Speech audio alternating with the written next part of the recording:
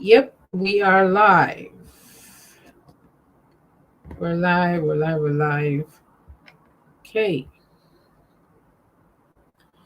so let's just get persons. I can actually see from here viewers and all, so I'll need my phone to also just do some promptings that I'm live.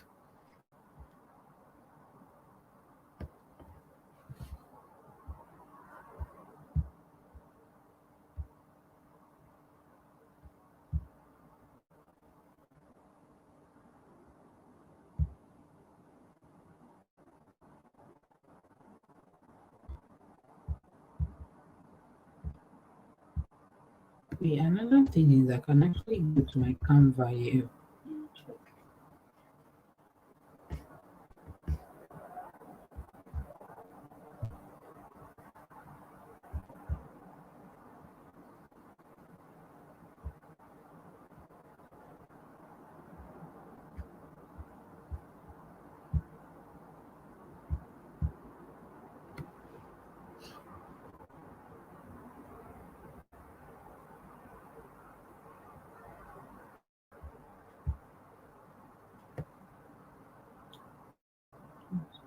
Hmm, okay.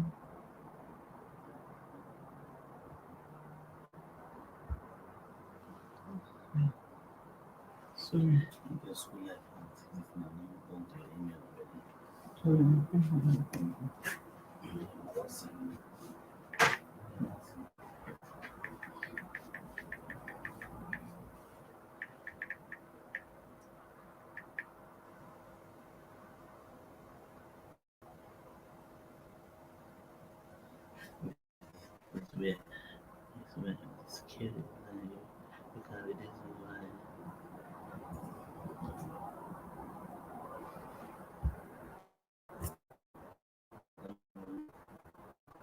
Sure.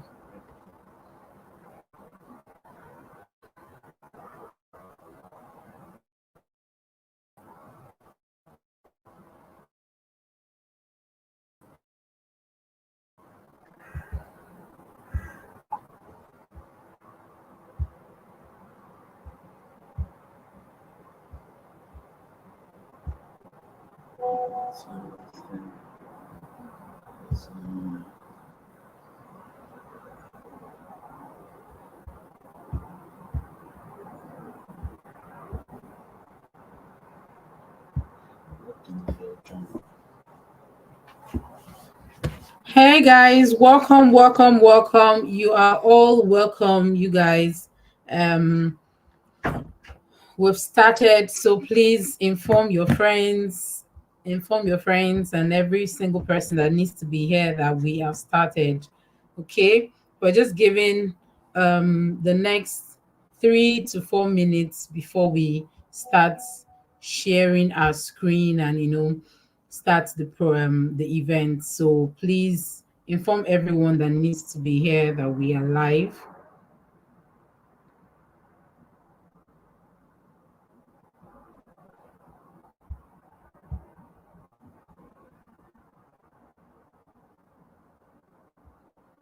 Hello, everyone. Let me know where you're joining from. Let me know where you're joining from. I can see your names, so you actually don't need to, say your name, except you're joining with a phone that is not showing your name. You can just say your name and where you're coming from. Okay.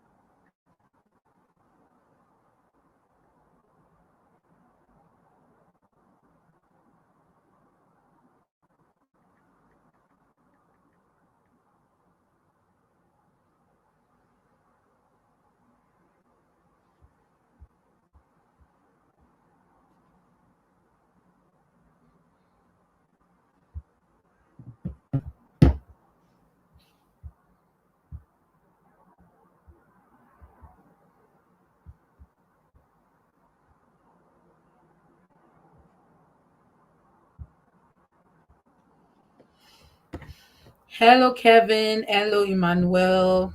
Dawo. Hello, you guys. Welcome, welcome, welcome. Welcome to the Commonwealth Masters. Welcome to the Commonwealth Masters Scholarship webinar. So we are going to start in the next 1 minute. So at 5:10 exactly, we are going to start. So you're welcome.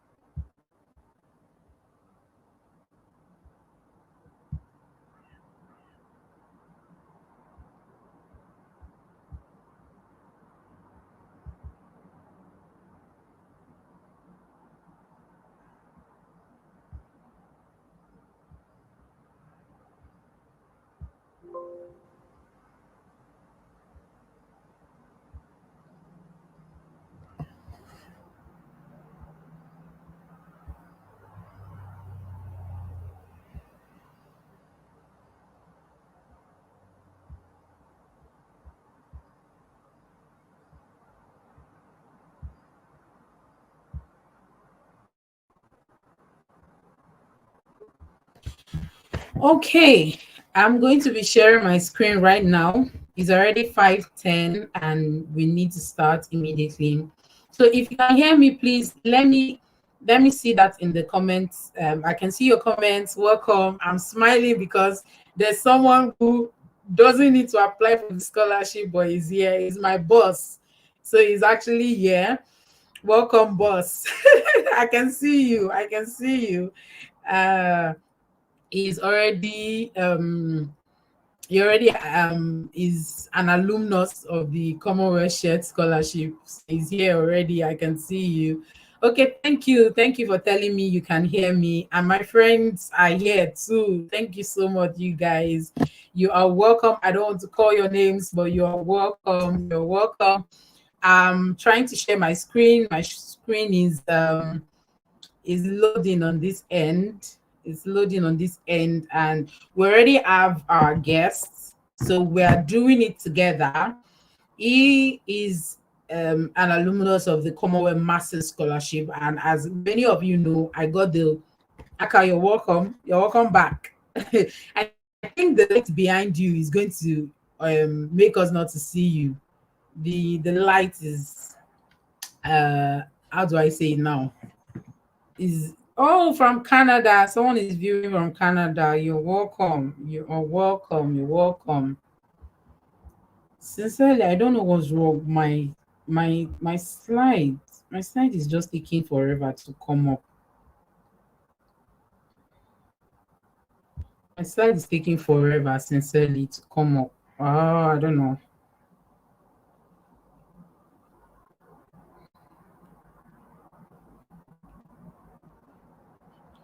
Okay, some minutes. And so yeah, can you just introduce yourself, tell us, because I know so many persons do not actually know you. So let's just get to know you. Okay. Are you able to get me? I can hear you, but let's see from other persons if they can hear you. Are you able to get me? I think maybe they're able to get me. Yeah, I think so. Okay. Thank you so much, Elfrida, for inviting me to this webinar. My name is Aka. I'm from Zambia. Um, I've Let me just say that I've had the privilege of being on so many different scholarships. I think so far I've been on three. Whoa. Um, Okay. the first one was the African Scholarship Scheme that is offered by the Indian government. So I studied Oh, okay. for 2 years. That is 2014, 2016 in New Delhi, India, at Jawaharlal Nehru Mm. University. Then Are you again, serious? I was forced, How come I'm coming to know about that today? That's nice. fortunately, because I started in India, that is 2014, 2016 on the African Wow. Scholarship Scheme, ICCR, Indian Cultural ICCR African Scholarship Scheme in India, 2014, 2016. Then in 2016, I was fortunate enough again to get another scholarship, the Swedish Institute Scholarship. That's Is a it the Swedish Sweden? Did Institute. you say Sweden? Yes, Sweden. Oh, okay, Before, okay. Wow, nice. the scholarship used to be called Swedish Institute Study Scholarships. But this time around, it was changed to the Swedish Institute. So 2016, 2017, I studied in Sweden under the Swedish Institute Scholarship. I think it's one of the scholarships that you guys can look up to. It's a very good scholarship as well. I think it's comparable to the Commonwealth scheme. Then again, in 2021, I was lucky enough to win the Commonwealth Masters Scholarship, and that allowed me to study for a year in Bristol. That's where I met Yeah, your Frida that time, students. So yeah. That's where we met. We met in the University yeah. of Bristol. So briefly, with regards to the scholarships, I think that's my background. But in addition to that, um, in my free time, I actually help mentor. Um, I actually help mentor people who would want to get scholarships and so forth. So far, I can say I managed to mentor some guys to study in China. I managed to help mentor guys who got scholarships to study in Sweden. Um, Mm. I've also managed to actually help someone to get the Rhodes Scholarship. You know, the Rhodes Scholarship is one of the best scholarships in the world. So, Yeah, um, Rhodes Scholarship yeah, so I is can proudly say nice. that I mentored one guy who is actually completed his master's at Rhodes under the Rhodes Scholarship. So briefly, I think Mm. that's my background with regards to scholarships. So I can say I have um, a little bit of experience with regards to scholarships, either in Asia, in Northern Europe, or Central, Southern Europe, so to say. Thank you Mm. so much, Jeffrey. Mm. That's amazing. That's amazing. I've even been looking forward to um um talk about that Sweden scholarship because I've heard of it. Actually, even talked to someone. I never knew you got that scholarship. Really, actually talked to someone. So maybe we can bring you back here. Yeah, sure. I would So say, what's going on is, yeah, you were about saying something. yeah, I was saying Sweden is also good. Um, for example, in the UK, they have this thing of if you're a master's student, then Hmm. if you're a foreign master's student, then they can give you 2 years visa. Or if you're a PhD student, PhD graduate, then they give you 3 years. Actually, Sweden has been having that. When you study in Sweden, Yeah. if you don't want to go back, then they give you a visa to look for a job. So I think it's something to look at. Hmm. Yeah, sure. No, that's nice. That's nice. Okay. Okay. Okay. Um, I think what I'm going to do is to share my screen because I've been trying to um I have been trying to upload like we did earlier. I've been trying to upload my slides, but it's giving me issues. I don't know why. It's like the file is very big. So Maybe let you me can share this. share. Can you see my screen? Okay, I think we're getting there. Yes. Yes, we can. Can you still see the screen? I think the earlier show was much better, much wider. Okay, I get what I can understand what it's doing now. Okay. So what's going to happen is if I'm sharing my screen, okay, the other one is up now. Let's see. Let's see. Um, it's actually not open. It's actually not open. No, but your Uh, screen is showing. yeah, my screen is showing. Mhm. So you can see my screen, right? Yes, that one is You can much see better. my screen now. Okay. The thing is, as I'm presenting my screen, I'm not seeing you. I'm not seeing anyone. I'm not seeing any comments. That's the bad thing about sharing the screen. But the file, the one we talked about, the file where we're actually sharing, I could see you and every other person's comments. Oh yeah. So the bad thing about making it, someone just mentioned that the earlier one was wider. The bad side is that I won't get to see any comments that anyone is going to make.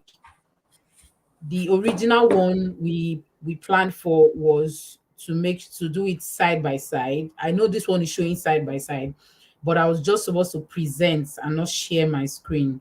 So if I was presenting, I can see everybody.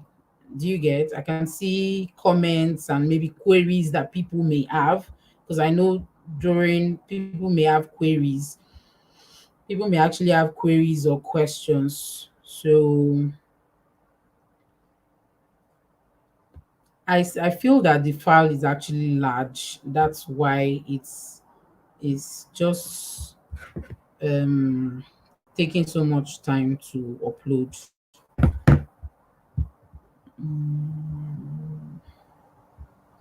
Okay, let me just start with sharing my screen like I was doing.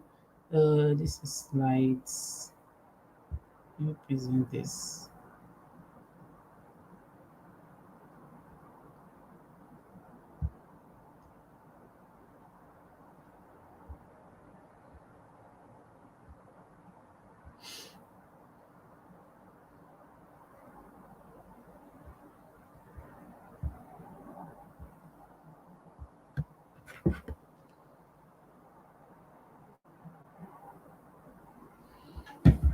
Now I understand. Now I understand. If I wanted to do this share screen, I would need my monitors, and we have already started, so I don't have time to start fixing my monitors. So let me just go with sharing my screen, and I'm still uploading these ones. Once they upload, I'll just switch back to the one we planned for. So, yep, let's share the screen.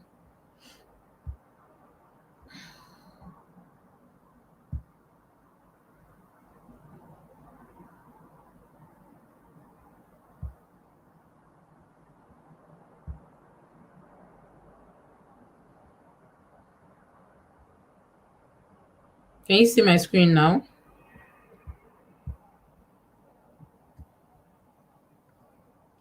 Yeah, yes, it's showing. Okay. This is what we have to do. This is what we have to do. Okay, guys, welcome again. This is the Commonwealth Masters Scholarship. Okay.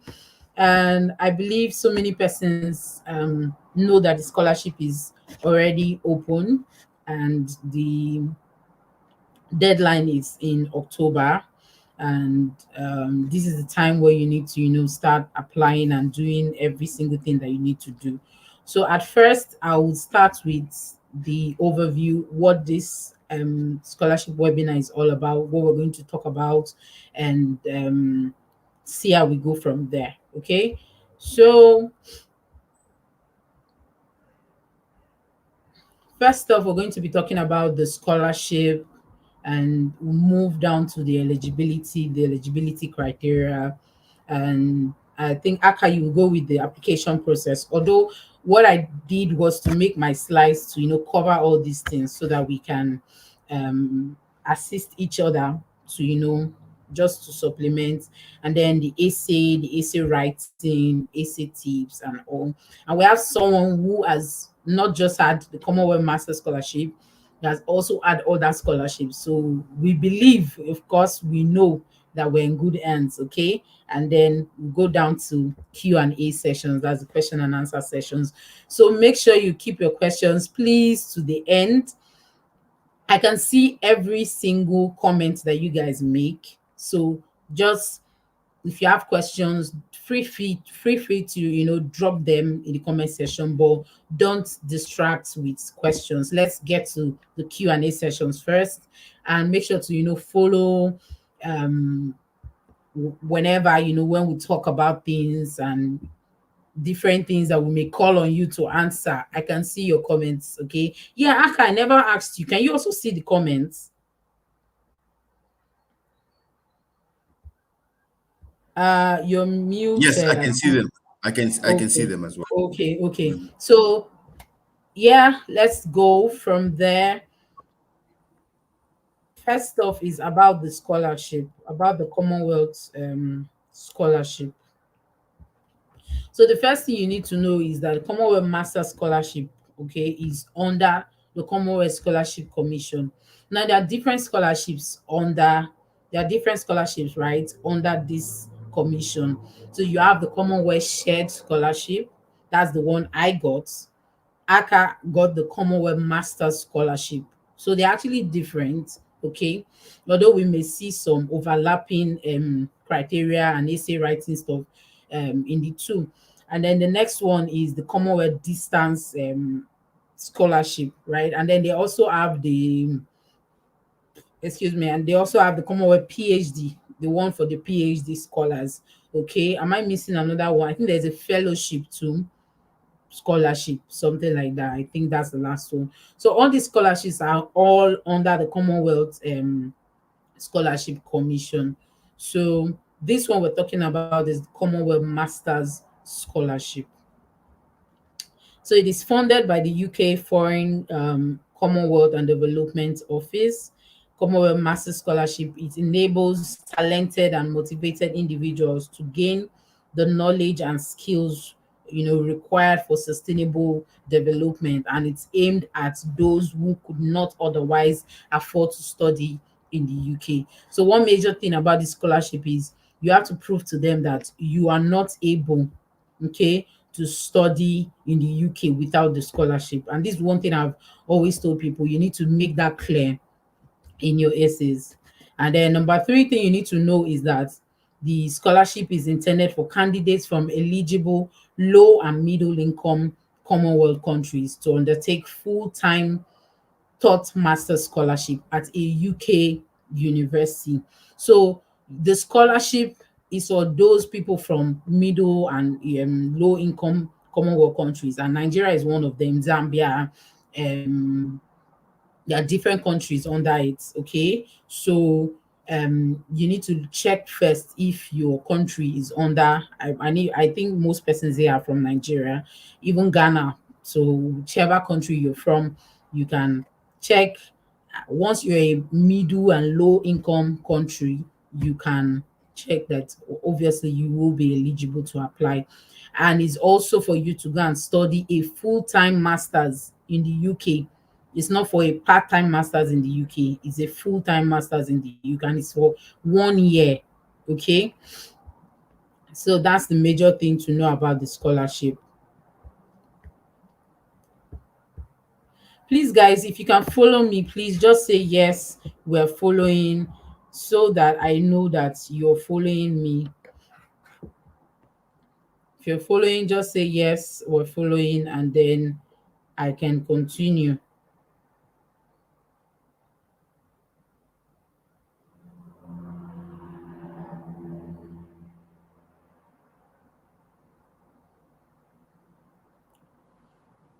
Thank you. So the next thing,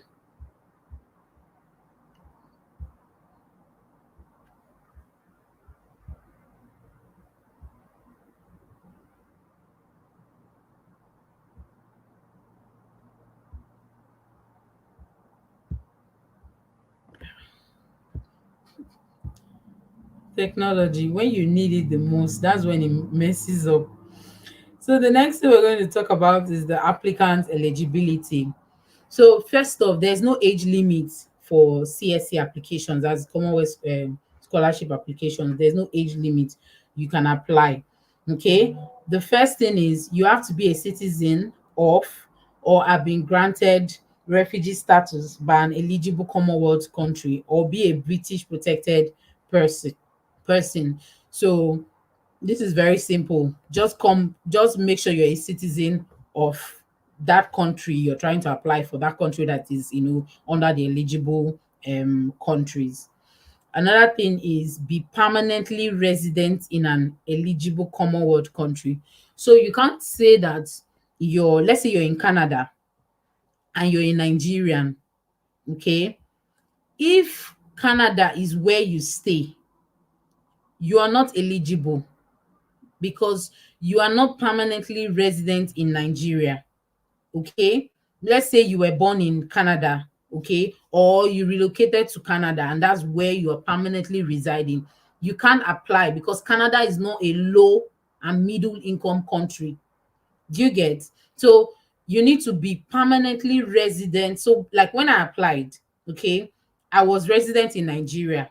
Obviously, I was not in any country, okay, when I applied. So these criteria are actually the same thing you will find when applying for even the Commonwealth Shared Scholarship. That's why I told you that this scholarship is actually under the Commonwealth Scholarship Commission. So they are actually just the same thing. So if you're applying, make sure that you are resident in that country. Okay. Don't say I'm a Nigerian, but I was born in America. So if you're born in America, you already have the privileges of being in a developed country. Do you get? So they are looking for people that are in low income, middle income countries. The next thing is you must be available to start academic studies in the UK by the start of the UK academic year in September 2024. So applications for this year are for people that want to start next year. So if you're starting next year, okay, you are supposed to make sure that you've graduated or you should be graduating before that September. So you can't tell me that you're in your year 4 or year 3, depending on how long your course is, and you want to apply for the Commonwealth Share Scholarship when by next year you won't be a graduate already. So make sure that by next year, before September, you would have been a graduate or you're already a graduate. Okay, because you will need your certificate. So if you don't have your certificate, how do you apply? So that's one eligibility criteria. The next one is by September 2024, next year, hold a first degree of at least upper second class. That's a 2-1. So it's either you have a first class or a 2-1, or you can have a lower second class, that's a 2-2. And if you're using a 2-2, you will need to include a relevant postgraduate qualification, usually a master's degree. Okay, so many times people tell me that, oh, I have a 2-2, I don't know if I can apply and all of that. You can actually apply if you have a 2-2, but if you have a 2-2 and you have a master's degree or another postgraduate degree with it, you can apply and add it. But one thing, there's a clause there. They said that you would normally, the Commonwealth does not fund a second master's, but if you're applying and this is going to be your second master's degree, then you must you must provide justification as to why they should, why you wish to undertake the study and why they should allow you to take up a further study. So you see why it's very important that you need to show most of these things. Okay. Okay. Another thing is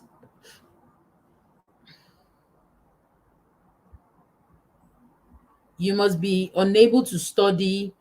You must be unable to afford to study in the UK without this scholarship. That's another thing that you need to actually think of. That's why they will not take an application for someone that is in Canada, because if they see that you're in Canada, then you should be able to fund yourself. But if you're in a low and middle income country, you can prove, okay, that there's no way you'll be able to study in the UK without a scholarship, because to tell you the truth, the fees for it's all these masters degrees in the UK. They are very expensive, and we know how the rate is, the exchange rates, and that's why most persons prefer to go with scholarships. And I always tell people, to just try your best to get the scholarship, because for me, without getting this scholarship, right, I wouldn't have been able to study in the UK. I can say that one, because I'm not the only child, okay? And my dad would have, would they sell everything? That's the thing. Would they be able to start selling everything just to send one person to go abroad to study? So it's very tricky, right? So that's why you're at an advantage to actually prove. It's easy to prove that there's no way you can, study in the UK without this scholarship. So that is it for the eligibility criteria, and then I'm going to move to supporting documents.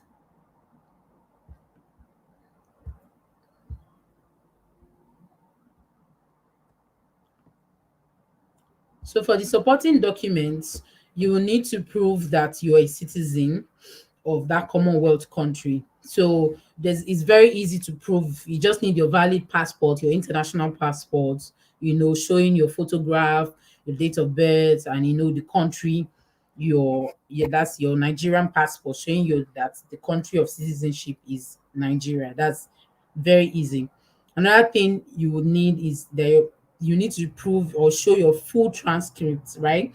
Detailing all higher education qualifications, right? Including your today transcript of any courses currently being studied, with certificates, translation, okay? Like with certified translations, if not in Nigeria, if not in English. So if your certificate is not in English, so if you're not in Nigeria, you're in another country where you guys don't speak English, you will need to, have a certified copy in English. So that's just it. And then the next one is you also need your degree certificate. And the last one is you need references. Okay. Mostly these references are gotten when you're nominated for the scholarship. Okay. So that's it for the supporting documents. I'm going to go over to the next slide.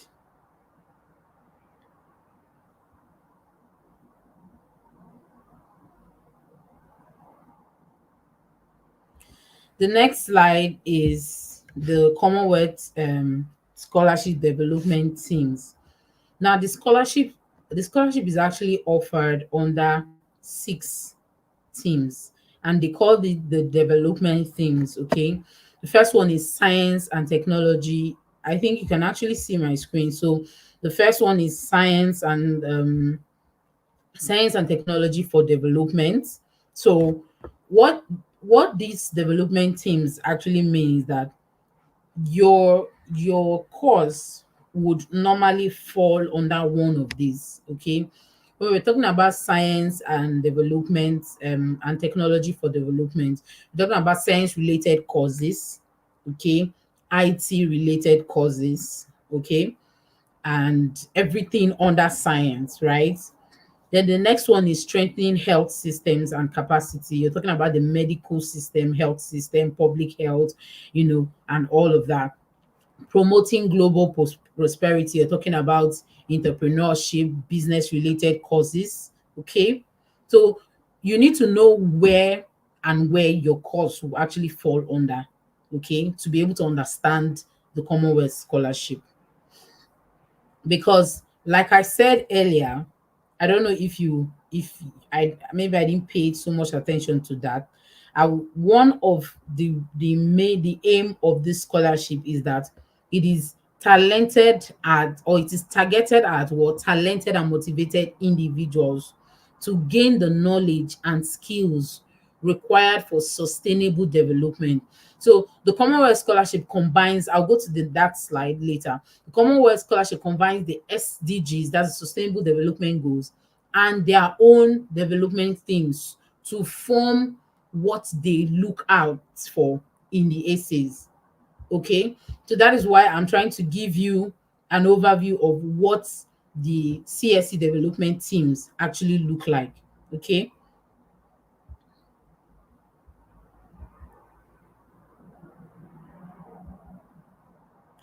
So now, under promoting global prosperity, I said is going to fall under, we're talking about prosperity, right? Anything under prosperity, global prosperity, it should be around business, okay, business related causes, entrepreneurship, and causes that would causes that will ordinarily spur prosperity in a country. Okay.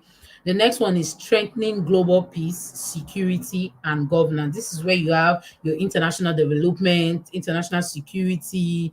You can even have law. Okay. You can even have law under security and governance, policy making, policies, global policies. These are where you have strengthening. These are the causes that will fall under strengthening global peace, security, and governance. Now, because I don't want to just talk anymore, I want someone to just help me mention a cause that you think will fall under strengthening resilience and response to crisis, so that I know the kind of the kind of people I have here, to know if you're following me. So what cause do you think will fall under strengthening resilience and response to crisis? I can see your comments. So let's see if someone is following me, and let's see persons that have done their research prior to, you know, coming for this webinar. So what cause do you think will fall under um strengthening resilience and response to crisis? You can actually get the courses from, because you're going into masters, it may not be a course that you actually studied in school. It may be just a course that is like a further course. So not to waste our time, there's already crisis. There is crisis, disaster, yeah, peace and conflict. Thank you very much. Peace and conflict will fall on that kind of cause. Thank you. I have people following me. Peace and conflict, disaster management will fall under those kind of causes. Now, I'm not just asking you, it's not like you cannot find them. You can find all these things. You can find the kind of causes once you go under their website. You can find it here. But I just wanted to know that I have people that, disaster management, thank you very much, will fall under this kind of course. So I have people that have done their research before now. That's good. That's good. Thank you guys. That's very encouraging. The next thing is access, inclusion, and opportunity. Access, inclusion, and the opportunity. What kind of causes? That's It's very tricky, but I don't know if there's someone that can help me with any cause. Let me just give you one. Education will fall under access, inclusion, because education is one, inclusion. What would I use this as? Is one, what's the word now? Is one stream, right? Is one stream of access and inclusion, having people, everyone being educated, right? So education will fall under access, inclusion. Okay. So those are the 6 development teams we have under the Commonwealth Shared Scholarship. Those are the 6 development teams. Is anyone following? If you have any question, because we've not I wanted to lay the, foundation for us to gender. Thank you so much. Thank you. Gender and inequality studies. Those are the kind of this. Thank you so much. I'm really amazed. Thank you. Thank you. Thank you. Yeah, education, counseling, education will fall under that last one. Okay, that's awesome. That's awesome. Educational management too. Thank you. That's awesome. That is awesome. I have great people online. So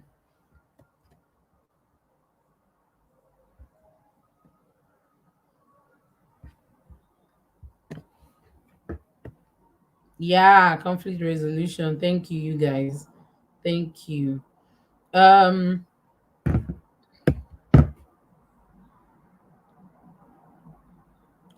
so let's go to the next slide. So we've talked about we've talked about the development teams, and we said that CSE includes both the development teams and the sustainable development goals. Okay, the SDG goals that we're working towards in the year 2030. So let just a quick questions before just a quick question before now. How many persons know about the sustainable development goals? How many persons know about? If you know, just say yes. If you don't know, you can say no. Okay, so if you know about the sustainable development goals, let me know in the comment section that you know about the sustainable development goals. And as a person, you actually know where your cause lies. I know my cause. I'm a lawyer. I studied law, so I know where my cause, even in the development teams, I can tell you. In the sustainable development goals, I can tell you, I can tell you, I can tell you. So let me see. Okay. Okay, I have people that know their. Okay.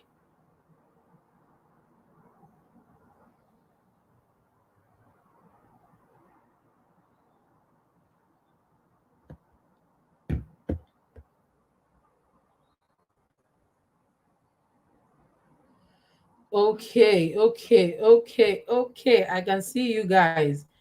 Okay. So let me just go quickly. Okay, okay, okay, okay. I can see you guys. Sorry for that. I was just trying to check other platforms.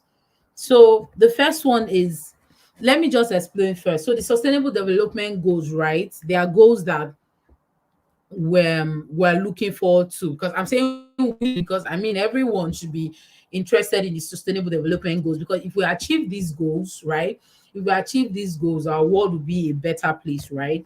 So we're looking at, there are 17 goals to transform our world. There, and each course that you study, even in school, is aiming at achieving one goal or the other. So number one is no poverty. So in 2030, we are looking at, the United Nations, we are looking at, having a world where there's no poverty. I know it's not easy to say, but there are different things that have campaigns and different things that have been going on to actually try to achieve this goal as much as possible. So under no poverty, we can look at courses relating to food science and all. These are courses that fall under no poverty. And the truth is, a course can fall into one or two or even more of the goals. Okay, so don't restrict yourself to one of the goals. For me, my my course falls under the very two last goals. Okay, so let's continue. The second one is zero hunger. We are also looking at, when we talk about, sorry, I said no poverty. Okay, no poverty has to do with providing amenities, shelter, and providing basic things for people, while zero hunger has to do with food. So we're talking about food sustainability, crop management, agriculture, the science around food and all of that. Okay. The next one is good health and well-being. We're talking about provision of health equipment, health related services. The next one is quality education. And you can remember we mentioned quality education under the one of the development teams too. Okay, providing education for everybody, access to education for everyone. Okay, and gender equality. Remember we talked about gender equality in the last. So you can see how intertwined all of them are. They are related. Okay, so We're talking about gender equality. The next one is clean water, okay, and sanitation. You know, another one we have is, why am I not seeing clearly again? Affordable and clean energy. Okay, affordable and clean energy. So if you're in the energy sector, this is for you. Okay, decent work and economic growth. You can put this under even the global prosperity. Decent work, the kind of work people do in a country, okay, around the world. Next one is industry, innovation, and infrastructure, can also go under that prosperity, global prosperity. The next one is reduced inequalities. Reduced inequalities. We're still talking about inequality here. The next one is sustainable cities and communities. Sustainable cities and communities. We're talking about buildings, structures, how to sustain a city, communities. So these are causes. You know, of course, there are different causes under sustainable cities and communities. Next one is responsible consumption and production. Okay. These are things, climate action. Lots of people have been bombarding climate action. Climate has been so important. Climate has been even the talk of the day, you know, recently. Okay. 14 is life below water. Oh, all the fishery people and the water people, they will fall here. The life on land, animals, plants, trees, you know. And 16, finally, my SDG. As a lawyer, but I can fall, if I'm working towards another goal, I can fall under any goal I want to fall under. But as a lawyer, one of my goal on the SDG is peace, justice, and strong institutions. So this will also be under conflict management, policy making, and all, and then strong institution, justice, you know, the legal system. And the last one is partnership for the goals. Now, partnership for the goals is something that everyone should be a part of.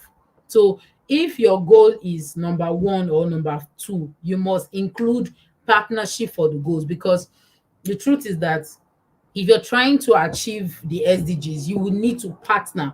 You need to partner with people. You need to partner with organizations. So these are the kind of things you can include in your essay. So that's why partnership for the goals is very important. So you have to include it in any essay you write.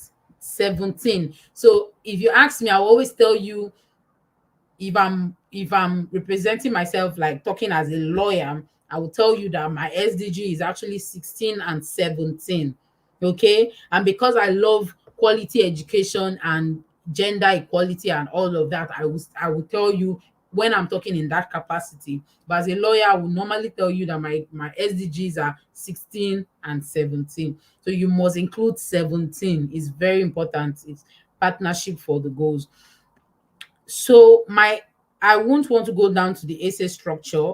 I would want um Aka to start, and then we'll take it from there. But the last thing I'm going to say here is the selection process and criteria.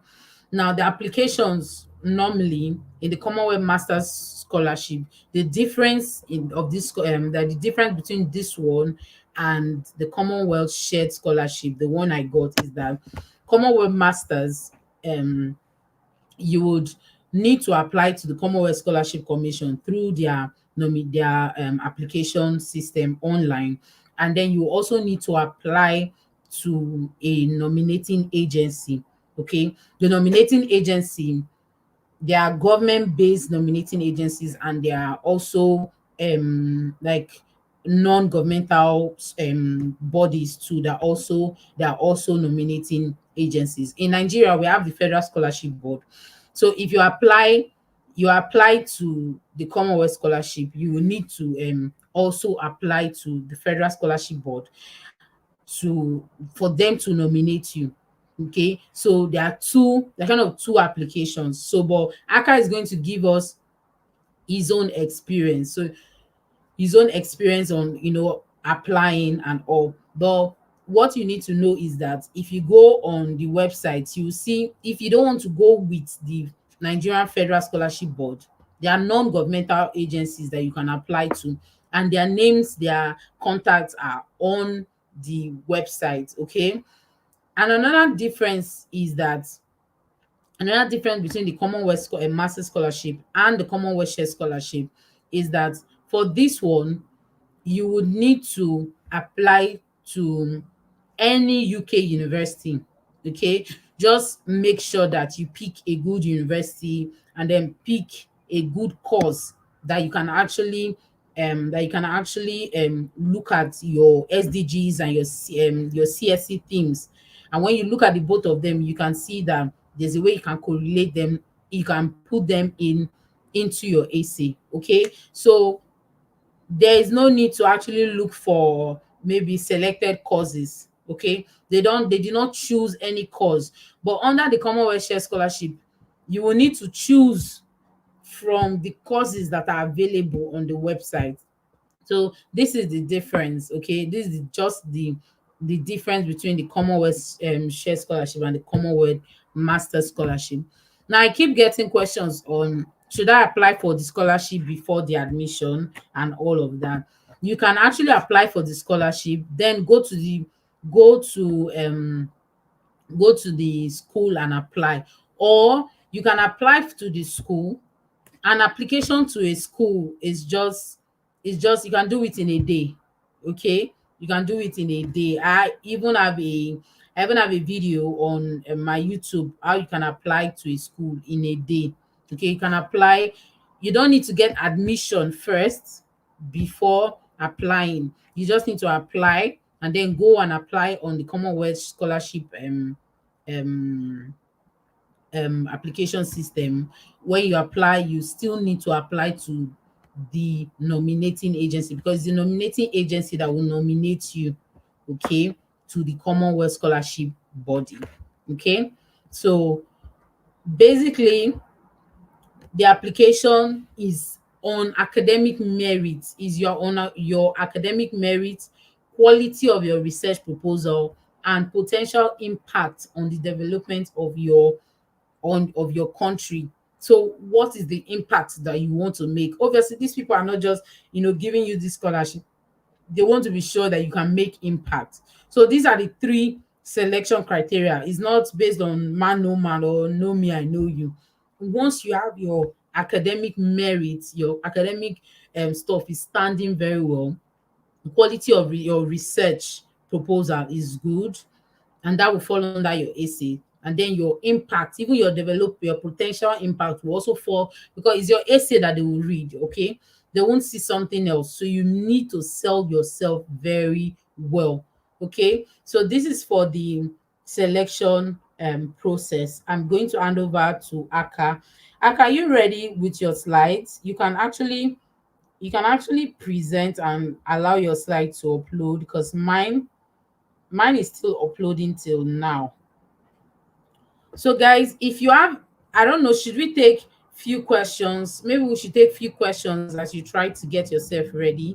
If you have any question on what I have just presented on, please put it in the chat box and let us start with few questions. Let's start with questions before we move to before we actually move to the next, which is going to be the essay and application to those bodies and all. So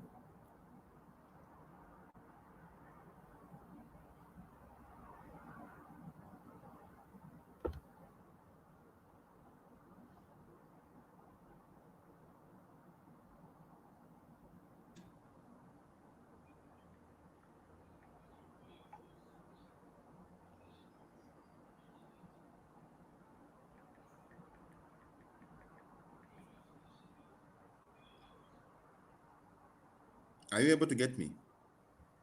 yeah, I can hear you. So Are you are you able to see my screen? No. I can see your screen. I could see your screen. I think you just stopped. Okay. So wait, why am I now having issues with mine? Seriously. I can see your screen. This is yours. Yes. Can we proceed? This is yours. This is how I was supposed to see mine, but Are we able mm. to proceed?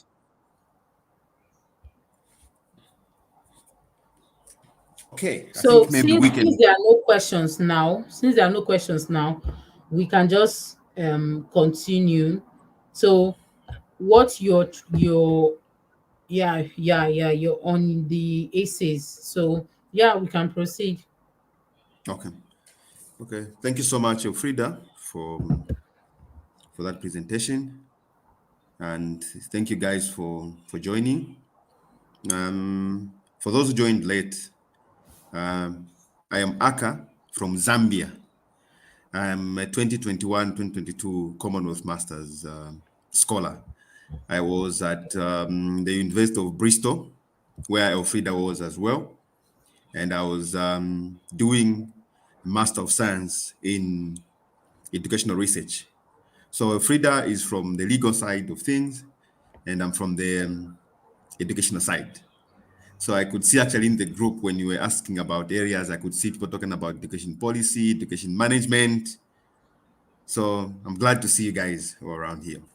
So as um as Elfrida was saying, the Commonwealth Masters Scholarship or the Commonwealth Shared Scholarships are very prestigious scholarship that can help you gain education from internationally acclaimed universities, and also one way of networking,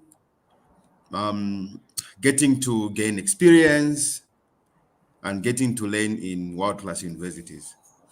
I think one drawback that I can say about these scholarships is that they would remember Elfrida emphasized much on issues of SDGs, how this scholarship can help improve your country and so forth. There are different themes, access, science and technology, and so forth.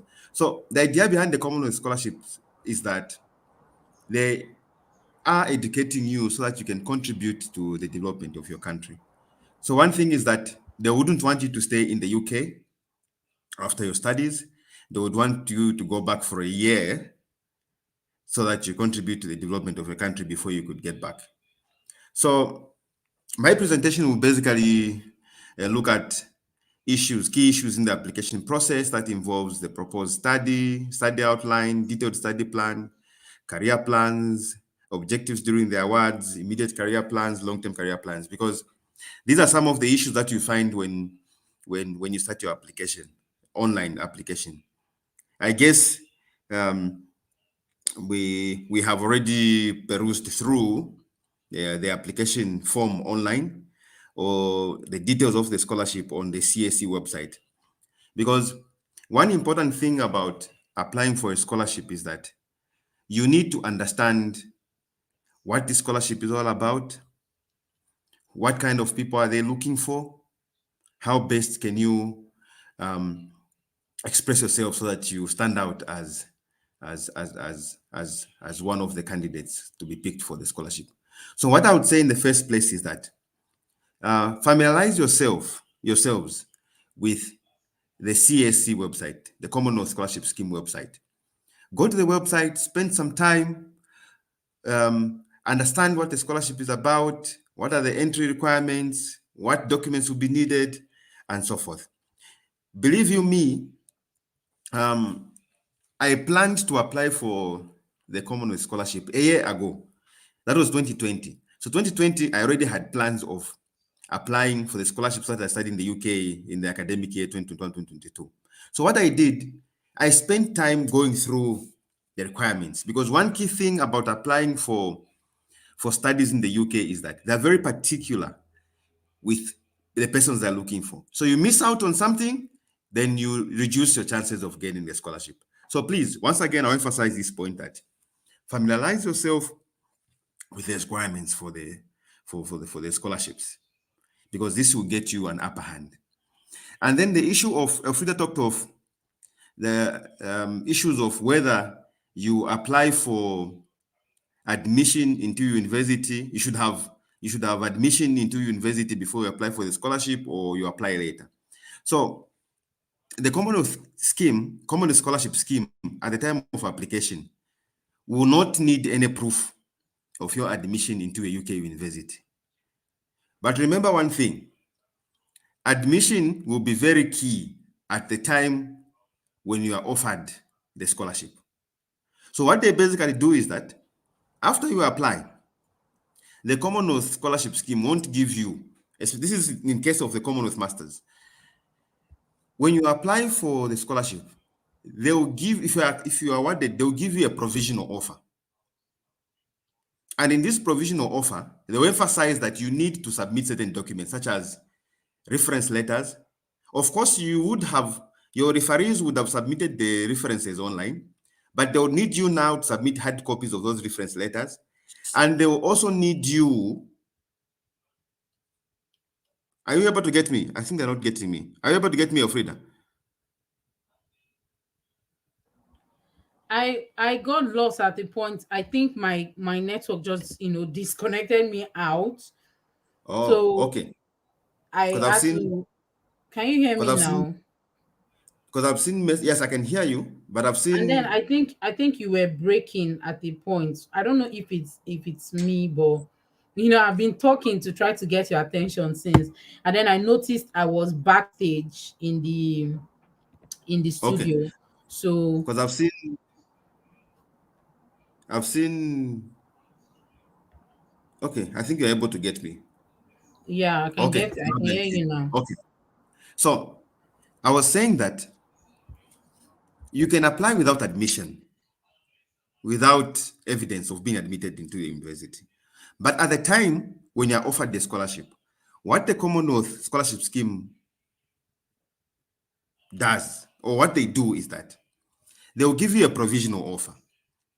And that provisional offer will require you to send to them the hard copies, the soft copies. You can scan the soft copies of the reference letters, as well as evidence of admission into a UK university. So here's the tricky part. This means that if you are applying for a Commonwealth Masters Scholarship, before you are admitted into a UK university, you must make sure that the universities that you list, the 3 universities that you list, must be those where you stand a good chance of being admitted.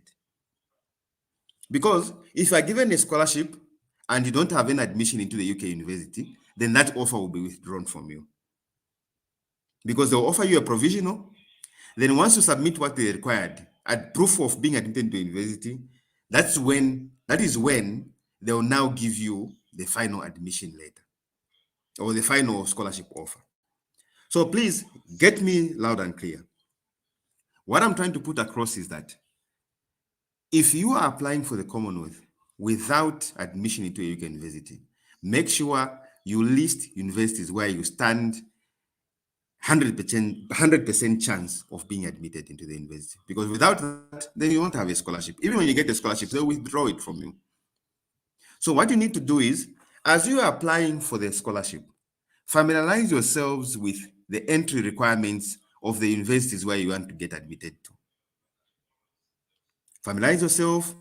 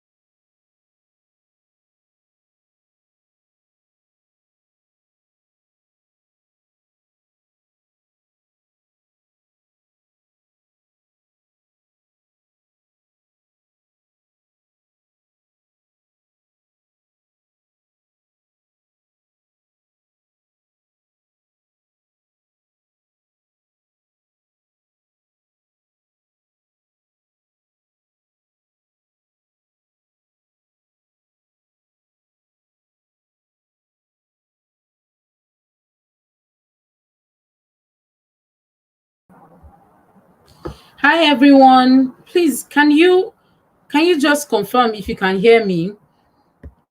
Um Mr. Aka has been logged off and I don't know why. I'm thinking it's network. I don't know. It's been raining today, so it has to be network. So just confirm if you can hear me now, because I've had to switch my network too. So I've switched from my Wi-Fi to my personal hotspot. So let me just know if you can hear me now, please. Thank you.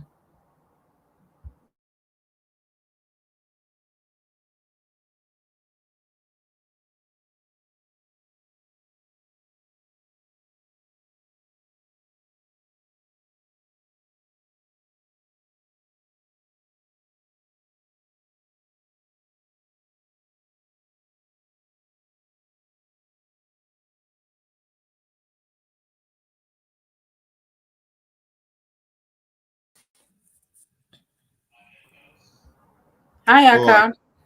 Can you hear apologies, me guys. now? Yeah, I don't know what happened. I think it's actually from me, because Okay. my network just went off, and Okay. what I did was to just connect my personal hotspot. So since I'm the Okay. host, I think Okay. anything that happens just takes you off or Ah, something. Yeah, so okay. that's what I'm actually Okay. seeing here. And Mm-hmm. sincerely, I've not even heard so much of what you were saying, because I was Okay. just thrown off. Are you sharing? Yes. I'm trying to add your screen back, but I'm not Okay. seeing anything. It's just black. Oh, okay. But I can see I think I've shared my screen. Do we still have people online? Yeah, I can see your screen now. Okay.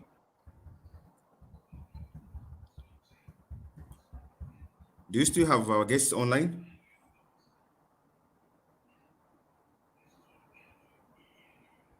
Are we live on YouTube?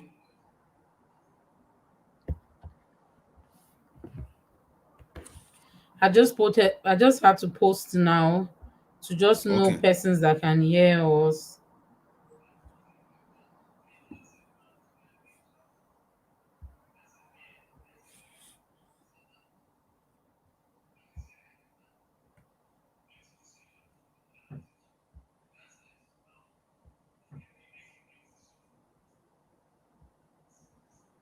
Okay, I just got the confirmation that they can hear us actually. Only one person. Uh Only? yeah, only one person just posted that. But anyways, a good news is that my slide is now up. So I think the network I was using then was too slow. Mm-hmm. Okay, thank you so much. Thank you so much. So yeah, Aka, I'm so sorry, but can you just start with the very Okay. recent thing you said before we went off? Uh, okay. Yeah, Okay. Thank you so much. Apologies for that. So, no worries. let me. I'll be really quick before we get kicked out. Uh-huh. So, in my case, when I was applying for the Commonwealth Masters Scholarship, I didn't have any admission into any UK university. I didn't have any admission into any UK university. But what I did, I went online on the universities. I looked up universities where I stood a very high chance of getting admitted. So I picked three. That was University of Bristol, um, Cambridge University, as well as the University of Edinburgh. So I looked up the admission requirements, language requirements, and I realized that even if I was to gamble, I was to risk listing these three, I would at least get admitted into one of the three. That's what I did. Then, whilst I was waiting for the scholarship offer, I quickly applied to those universities and I was able to get admitted into um, all the three, such that by the time when the scholarship provisional offer was given to me, I was able to submit evidence of being admitted into one university. But here's the tricky thing. So I applied to 3 universities. That was the University of Bristol, University of Edinburgh, and Cambridge. I got admitted into all the 3, but University of Cambridge wanted me to submit a journal article review. They gave me an article that I needed to review before I could get the final admission. Then for University of Bristol and Edinburgh, they gave me conditional admission based on submission of English language requirement. Because in Zambia, they wanted, for those who studied in Zambia, they wanted someone with proof of the English language proof. The English language proof is what they wanted. So for Edinburgh, they specified that they wanted the IELTS, IELTS, LTS exam. But for Bristol, there was a loophole where they mentioned that if one studied in the English-speaking country or has been working in a country where English is the official language, then they could submit that as proof of admission. So my key point is that as well as you are careful on your application, scholarship application, you also need to be careful with the university that you pick, because that will really play a big role with regards to you getting your offer. So now let me proceed to my presentation, and then we'll go back to any other issues. So maybe if I can ask this question, has any of us gone through the Masters Scholarship application form? Has anyone gone through the scholarship application form? Is there anyone who has gone through the scholarship application form?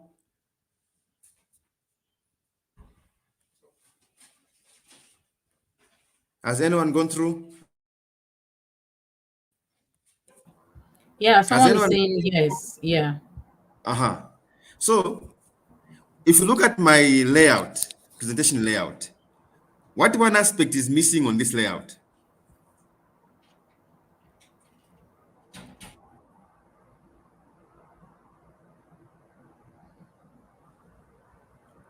So I think if you have gone through the application process, we realize that one aspect which is missing is the personal statement.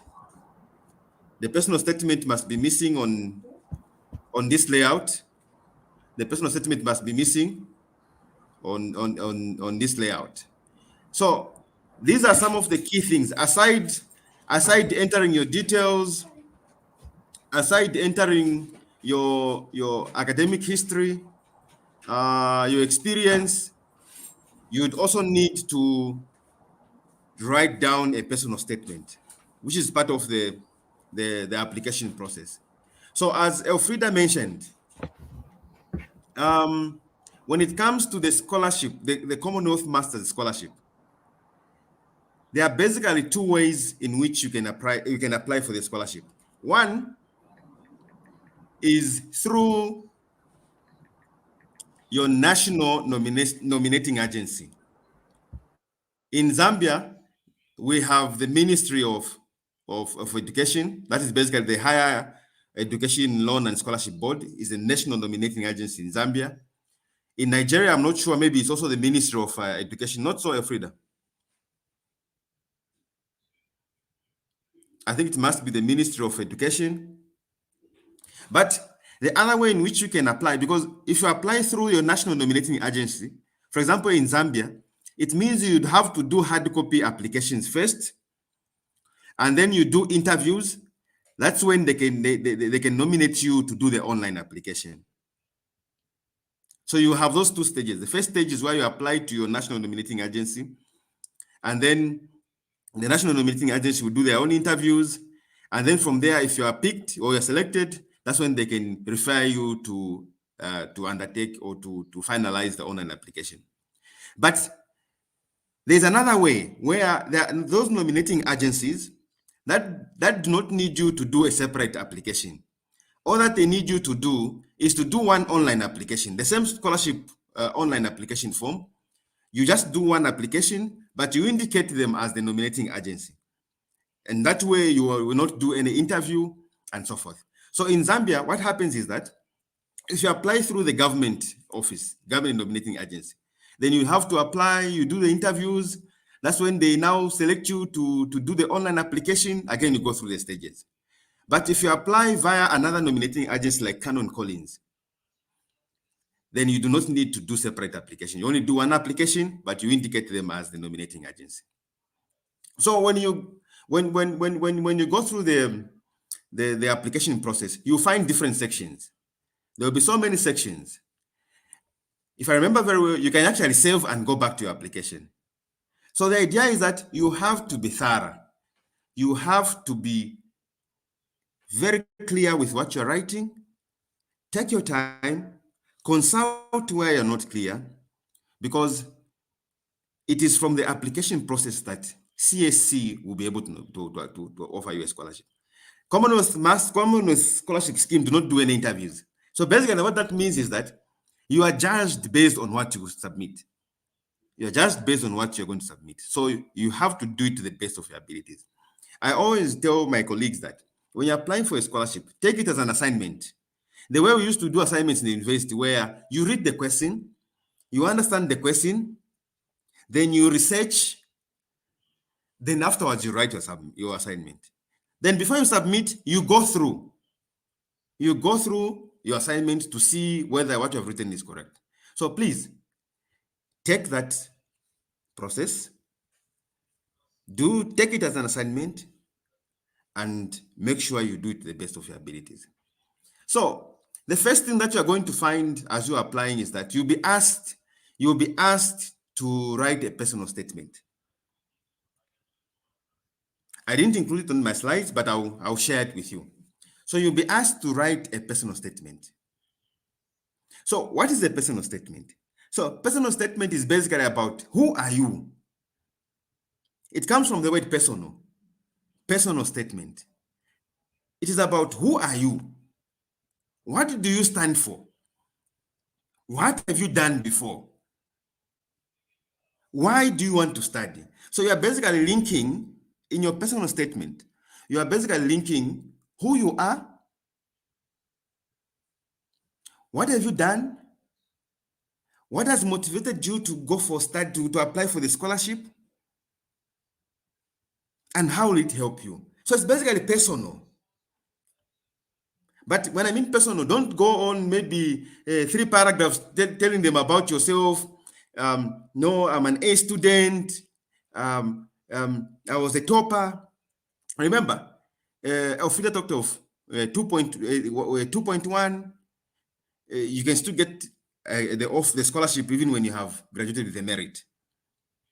So basically, it's not all about, in your personal statement, it's not all about I was a topper or what. It's also about personally, what have you done in your community? What have you done that has helped others? Remember that these areas, the themes, access and inclusion, technology, gender, equality, and so forth. So you'd have to be precise, because you'll be given a certain number of words. So you'd have to be precise, but key to the point. So the issue is there needs to be a link between who you are, what you have achieved so far, why you want to apply for the scholarship, and why you think the scholarship will help you or with regards to the development of your country. So there needs to be that linkage between what you're saying. You have to be deliberate. Of course, after this presentation, I'll share, I think, one of my provisional application that I did. Before I did it, I think I have a copy of that. I'll share it so that we can practically see what I'm talking about. So the issue is you have to be very careful not to talk too much about yourself, more like showing yourself to be a topper, to be the most intelligent. You have to balance between who you are, what you've done for the community, in line with your area. That's another key thing. For example, I am from the education side of things. So I briefly introduced myself. My name is Aka from Zambia, blah, blah, blah. I currently working as this and that. From my earlier days, this is what I've done. I've done this. With regards to education, a teacher is always a stronger role model for the learners. I've been working in a rural school, and one of the challenges that I've found is this and that. And through my own innovation, I'll be able to do this and that. Therefore, I believe that this scholarship presents me an opportunity to improve or to become a better or a stronger role models for the learners, to also ensure that other teachers teach up to the expected standards. So you create that narrative. There must be that connection. Your statement shouldn't be disjointed. It shouldn't be all about who you are. That's one mistake that most of us make. We think that scholarship would want, of course, yes, academic merit is very important, but be mindful that there are other issues. As Alfreda, I think during her presentation, she talked of issues of academic merit, quality of research proposal, potential impact on the development of your country. So it's not all about your academic merit. It's also about what you are doing, how you connect what you're doing to your studies, and how you connect your studies to how you help improve the community. So one key thing is that we need to be practical. So in your personal statement, you need to be deliberate, you need to be practical, talk about things that are achievable. And even when you're talking about your achievements, don't inflate them. Say it. So I'm not saying you underrepresent yourself. I'm not saying you blow yourself too much, but find a balance where you even yourself, you can tell that what you're talking about is real and is practical. So that's it about the personal statement. I think we'll be more concrete when I share one of my earlier personal statement. So I think we can go to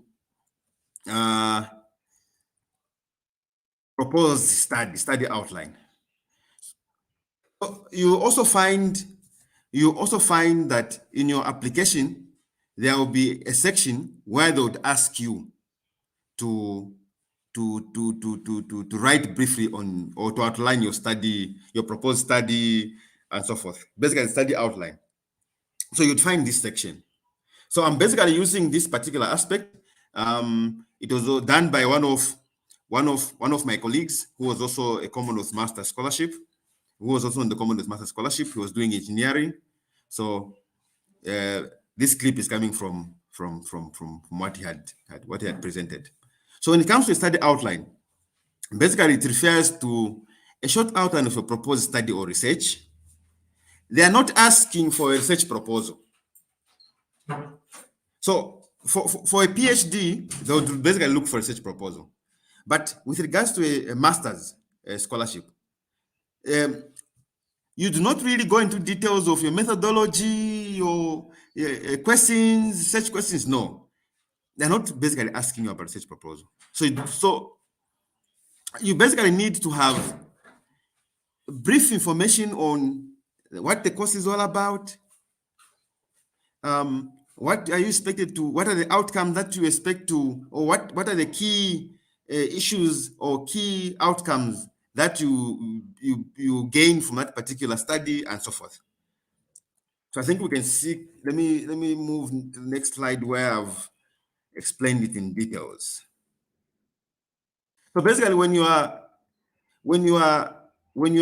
writing on when you're writing on that section of the detailed study plan, you basically need to give that detailed outline of your proposed study, outline key things you are looking for in the course.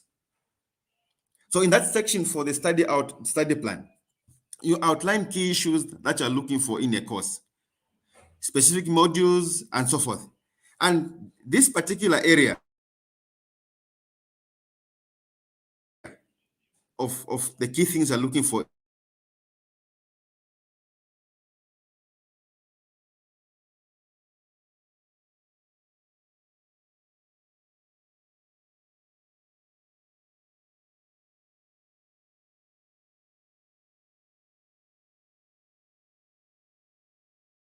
on this area of key things you're looking for in the course. Don't crack your head to think too much. Just basically go on the university website. The university website will provide you what you are expected to gain from that particular course. So you pick keywords from there. So what I'm trying to say is that when you go on any website for any university or any UK university, or you go down to your course program. Let's say maybe you're doing public health. So you would go to that university, go down to the university course page, that is on Master of Science in Public Health. They will give you issues, what to expect. What courses are you going to undertake? What we are expected to achieve at the end. So you pick those specific modules that you are supposed to undertake. Those will be there on the website. So don't crack your head when you're thinking of this particular area of the detailed study plan. Go to your website. On each course page, they will provide you what courses are you going to undertake, what skills are you expected to achieve, and so forth. You'll find these on the website. Then under your detailed study plan, you are also expected to explain the reasons for choosing the proposed institution. So under the detailed study plan, in that section of your application, as you are writing that essay on your detailed study plan, you are also expected to give reasons for choosing that particular institution. Again, don't crack your head. UK universities like advertising themselves. So when you go on the university page, they'll give you reasons why you should study at that particular university. So you pick those keywords. For example, when I was applying for the Commonwealth Masters Scholarship, I chose the University of Bristol. And one of the reasons as to why I wanted to go to the University of Bristol is that the university itself mentioned that University of Bristol is one of the top 5 research universities in the UK. So all those things, you find them on the website. You would find those reasons as to why you should study in that university. So don't crack your head, go to that website, you'll find those reasons because you need to include them in your detailed study plan. Then also, you should briefly explain any thesis topic idea you might have.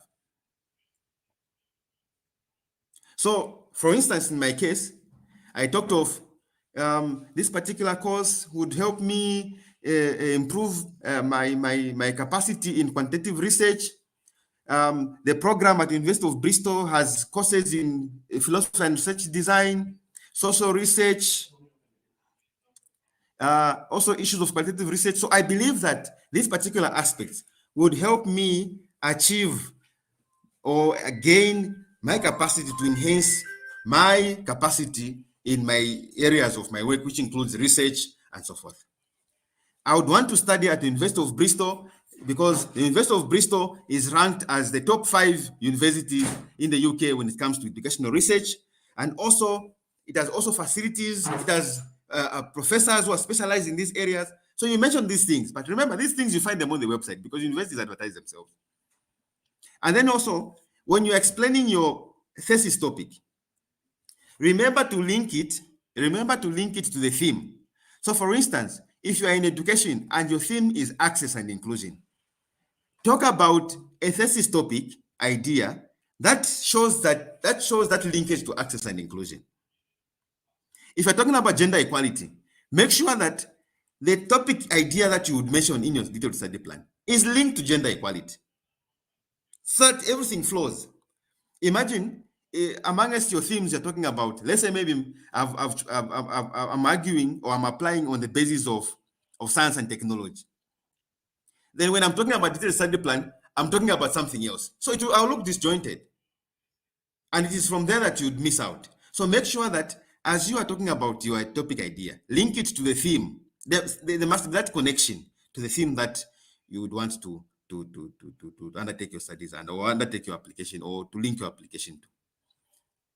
And then also reasons for choosing studies in the UK. Of course, you know, UK is a powerful cutting edge research center, has modern state-of-art equipment and so forth. So please, what I'm trying to say is that when you're writing that essay for a detailed study plan, you need to talk about what you're looking for in that course. And this information, you find it on the course website. Reasons for choosing the particular institution. Why have you chosen Bristol? Or why have you chosen to study in Cambridge? Or why have you chosen to study in Oxford. And remember, these reasons shouldn't be an issue of, shouldn't just be issues like abstract issues like Oxford is #1 university. No. Be practical. Talk about what skills, what knowledge, what technology are you going to acquire from that institution? Because at the end of the day, you're all linking these things. If you're talking about access and inclusion, you have to link these things. Don't talk about just Oxford is #1 in the world. Of course, yes, you might mention it, but you would be better placed if you talk of what skills and knowledge does Oxford offer over these other universities. But all in all, what I'm saying is that when you're writing your detailed study plan, talk of what key things are in this course that you want to study, what are the reasons for choosing that institution, explain your topic idea, and also reasons for choosing your studies in the UK. So please, these areas must be there in your detailed study plan. Then the other thing that you are going to find, I want you to skip this one, or maybe before we go to careers plan or objectives during the awards. So this is basically just what I was talking about. For instance, if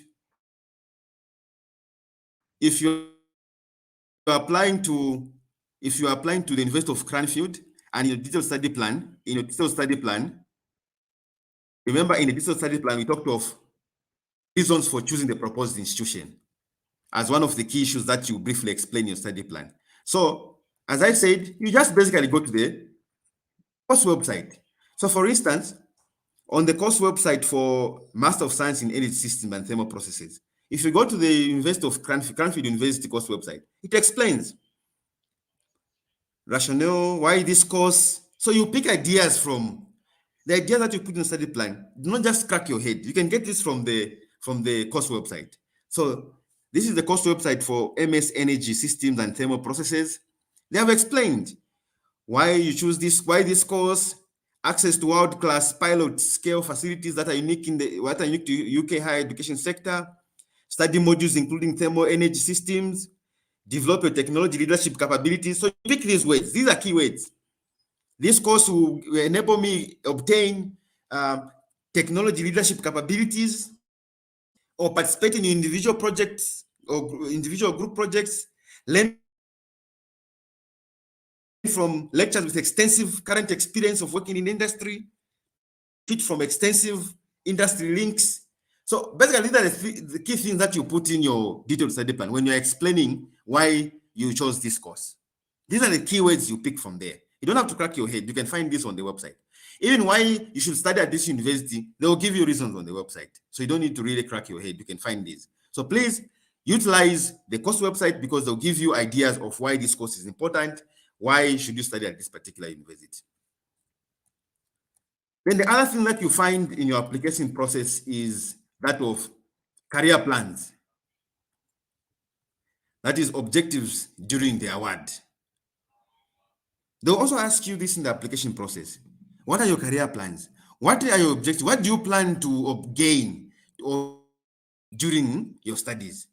So under this section, you are expected to describe the expected skills you would want to gain. And these skills that you are expected to gain are readily available on the course website. You'll find them there. Don't copy them the way they are. You can get ideas, you paraphrase, and you write them in your own words. Modules also there. By modules, they mean the different courses that you're expected to study.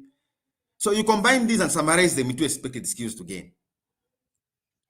So under this section, I'll emphasize this point. When you're asked to explain your career plans with a specific reference to objectives during the award, use the course website, because they will explain the skills that you are expected to gain if you undertake that course.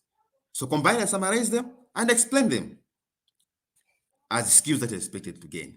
Then one key thing about this is you have to be practical. Don't be too theoretical.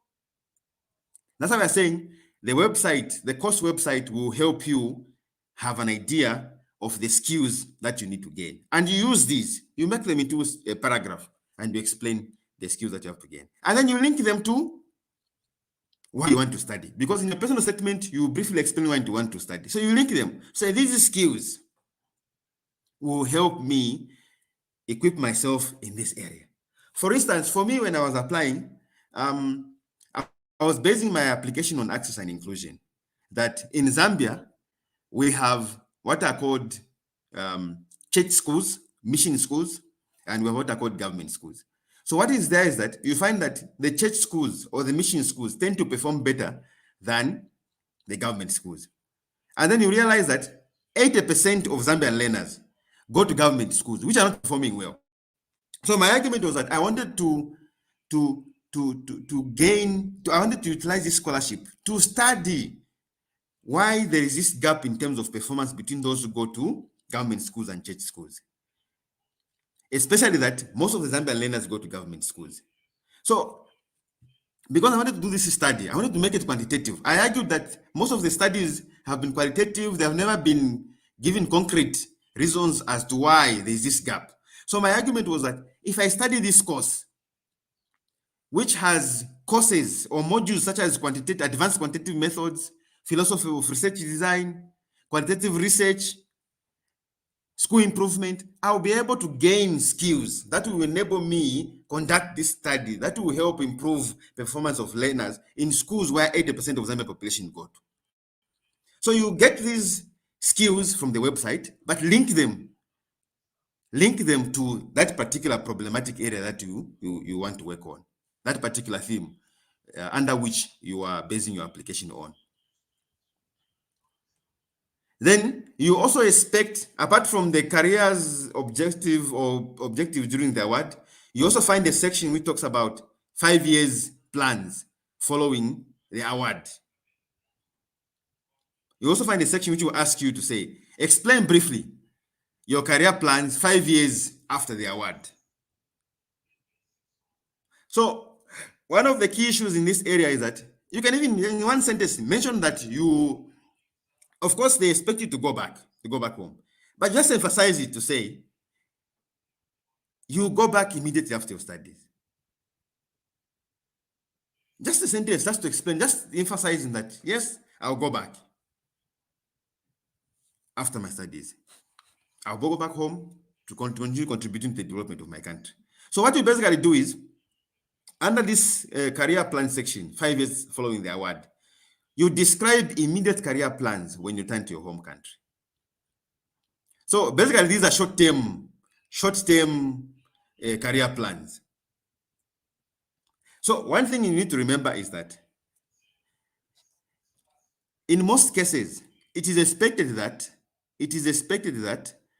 when you immediately finish your studies, you are going back to almost a similar job that you were doing, not so. So you don't need to be too ambitious when you're talking about the 5 years career plans, because this is short term. So under this, you need to link your career plans to the CSC, the Commonwealth Scholarship Scheme themes.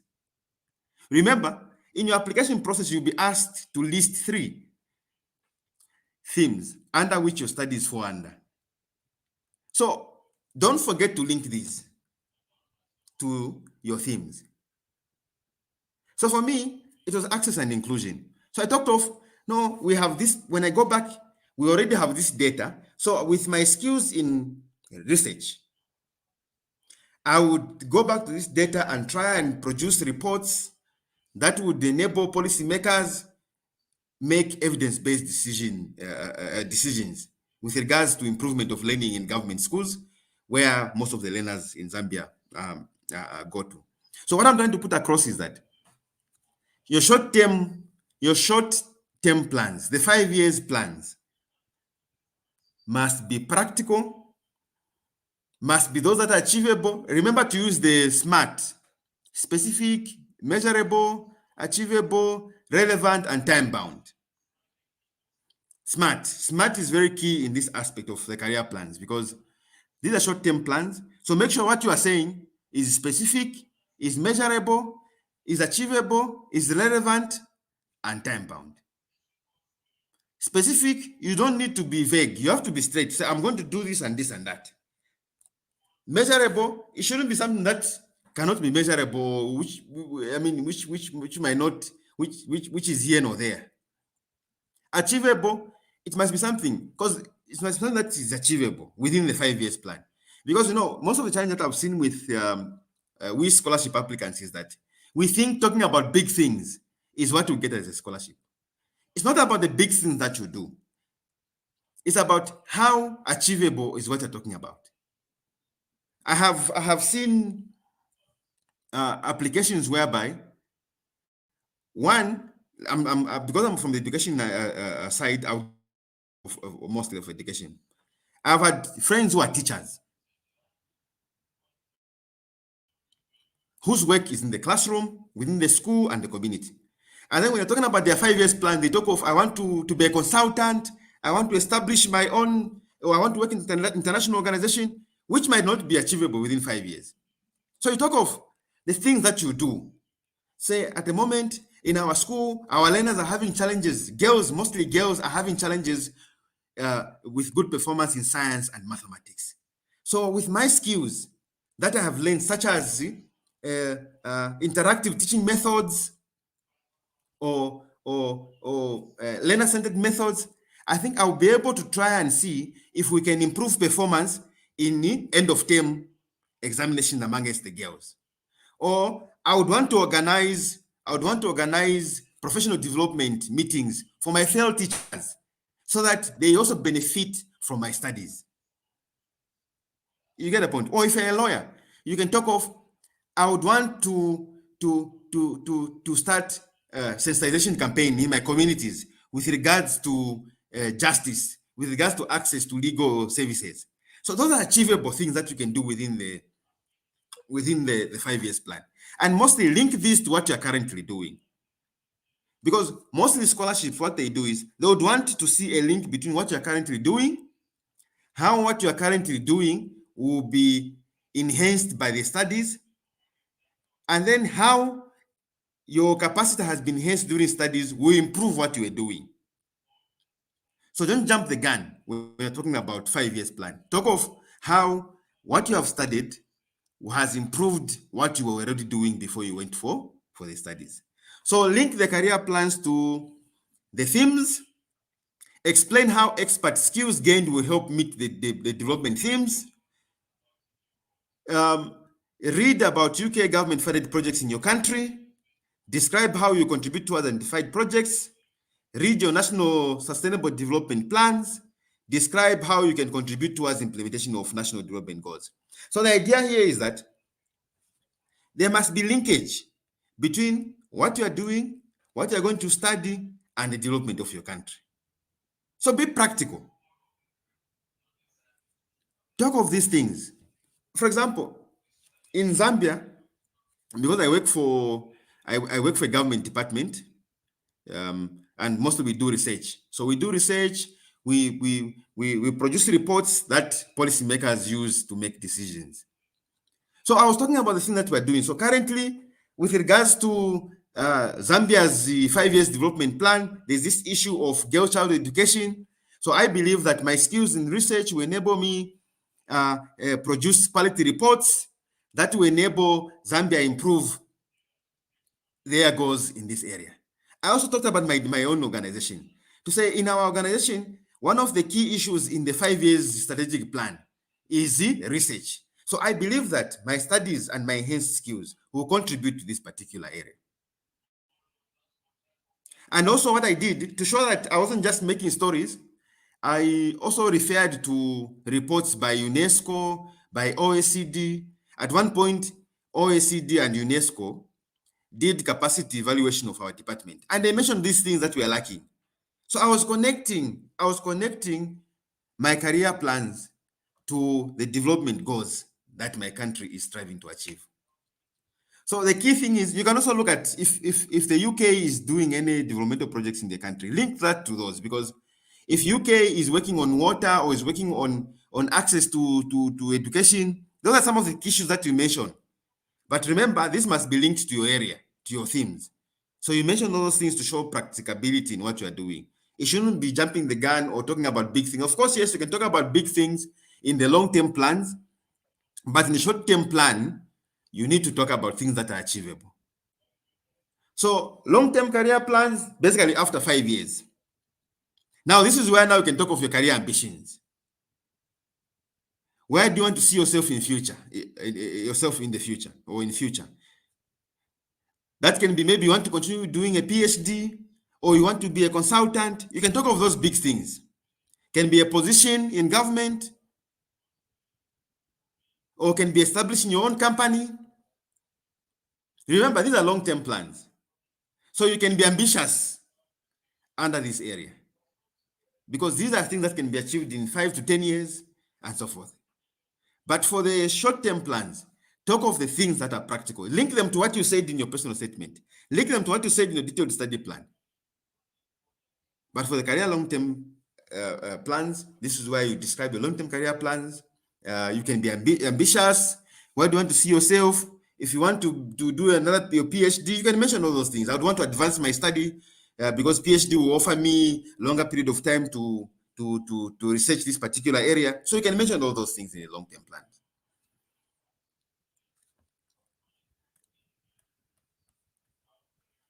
So I think we'll end there with regards to this presentation. But before I hand over back to Frida, I would want just to share another sample of one of my provisional applications that maybe you can see in reality what these all things are about. But before we go to that, what I would say is that even when you are going through your application where you are asked about your personal statement, proposed study, study outline, objectives during the award, short-term plans, long-term plans. One trick you can use is that you can argue around one problem. Find one problem, and you in all the sections you are asked, all your arguments are going towards that particular problem.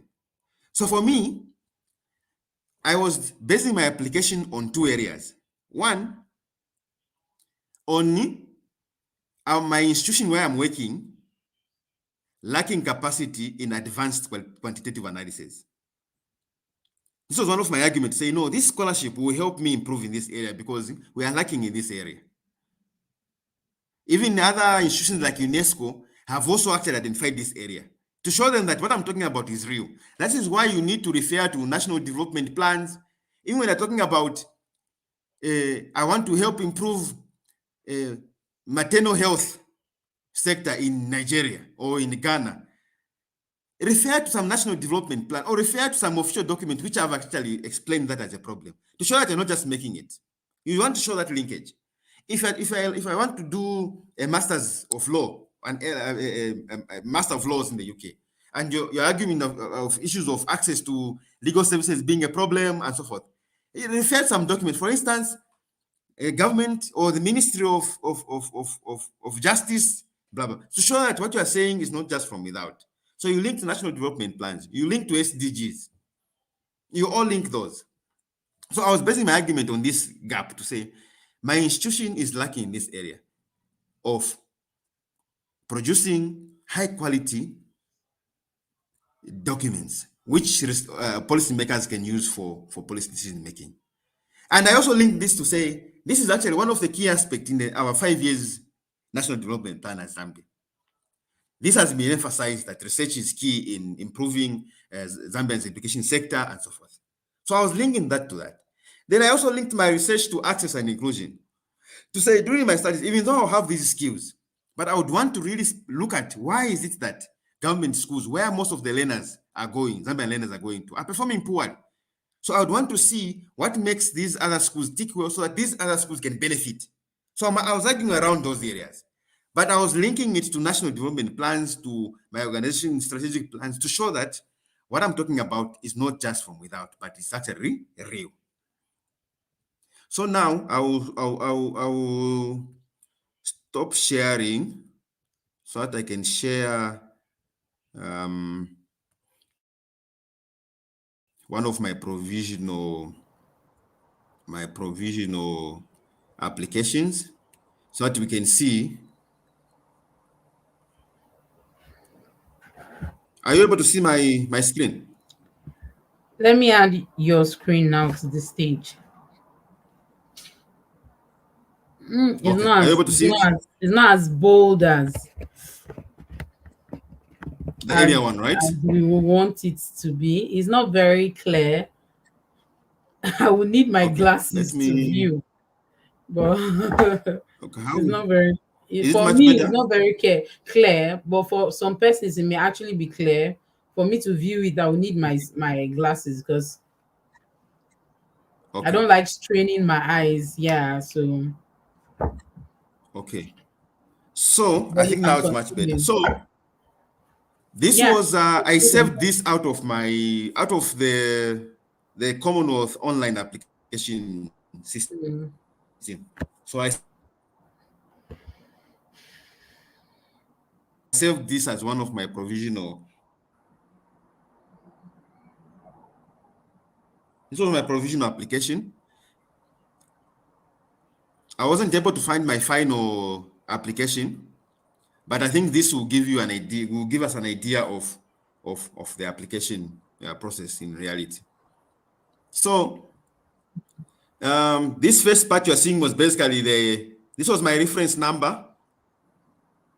What you're seeing on top is my reference number, then complete. Then this was the name of one of my referees and the email address of one of my referees. And then the award sort was a master's. So you can see actually this one is the 5058717 is just basically my reference number for my referee. Then my candidate ID was this one. Then award sort was a master's. Country I was applying from was Zambia. Remember, Elfrida talked of one of the requirement is that you have to be in a country that is allowed to. So I was country from which applying Zambia. So nominating agency. So I used the Canon Collins Trust as my nominating agency. And then there's a section where you enter your title, your name, your mobile number, your email address. Then in the application process, they'll ask you whether you allow your referee to see your application. So I clicked yes. You can either click yes or no, but it's better to allow your referee to see your your your application. And then this one is, are you currently registered for university qualification? So basically, I think they want to give you a scholarship. You're already in university. Not so. So they want to give you. So that's why I said no, because they don't want to award those who are already in universities. That's why I clicked no. Then this was basically my education history, where I studied. I studied at University of Zambia. Country, which year, what qualification were you awarded, what was the class of the award, when were you awarded. So basically, you find a section which requires you to enter your academic history. So institution number 2. So I entered all these details, the other masters that I've studied. So you enter these details. And then there's also a section of prizes or awards or distinctions that you have been awarded. So you can enter those in the application process.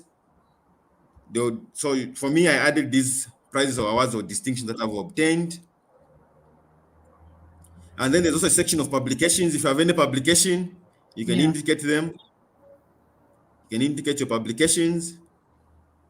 Then you can also indicate your employment history.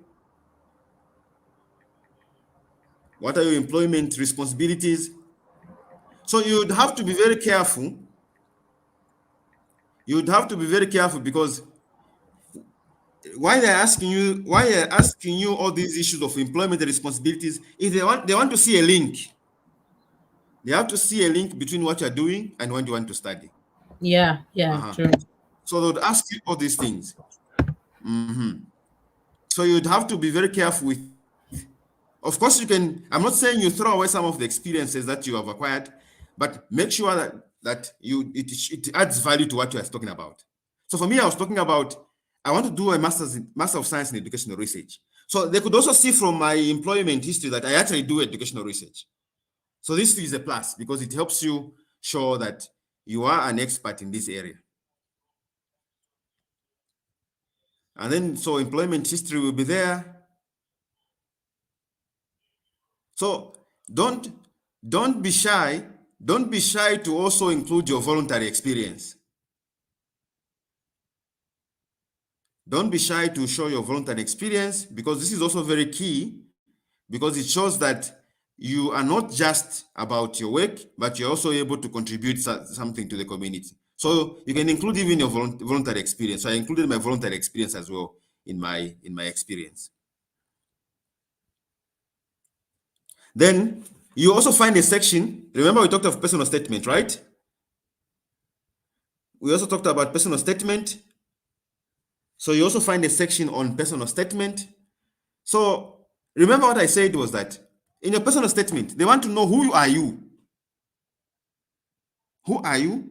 What do you stand for? What have you achieved? How do you link your achievements to what you want to do in the UK under that scholarship? So here I talked of being born and bred in the family of educationists with the culture of helping others, my passion for education. My first major impact in the community was 2005 during my university. So I've talked about these things. Then I talked of the work that I'm doing. I currently work for what, and then linked it to I linked it also to what I would want to do in the UK. So I was creating that picture to show that I have been passionate about issues of education, issues of access.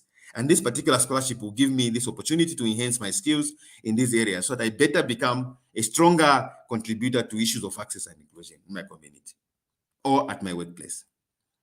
So you find this section where you have to write this personal statement.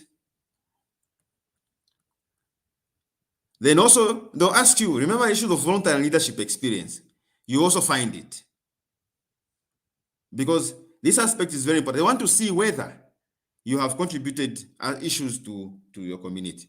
So voluntary and leadership experience will also be there. So start thinking about it. So I listed voluntary and leadership experience, a number of projects. I've worked for a radio station. I've been a peer educator in university days. I've worked in the community. So this will be required. So start thinking about those things. Then also you find a section where you have to enter your preferred institutions. So for me, my first preferred institution was University of Bristol, and the course was educational research. Then my second preferred institution was University of Cambridge, and that was my course, MPhil in education, educational leadership and school improvement. Then my third preferred university was University of Edinburgh, MSc educational research. Then you also be expected to write about the study outline.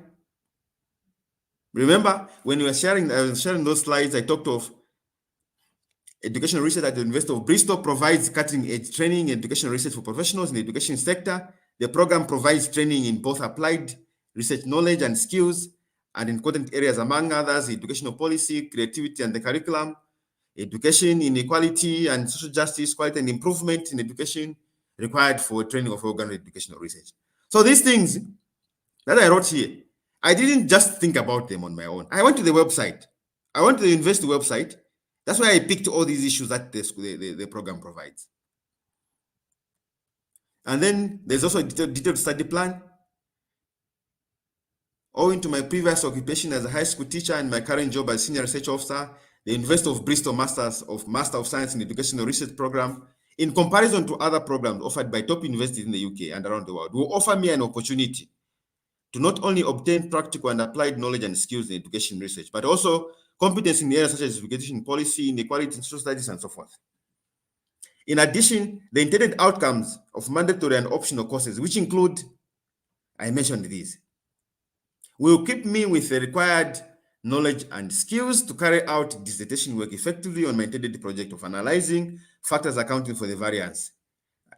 The study aims to improve blah, blah, blah. So I explained all this. I was now linking it, going back to what we're talking about, that in the detailed study plan, you talk of why are you choosing this university? What particular skills is the university going to offer you?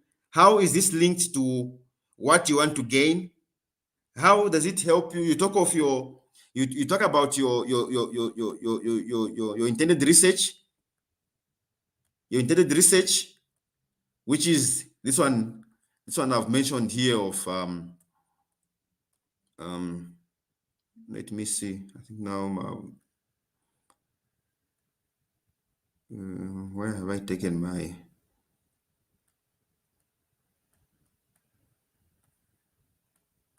Is it here?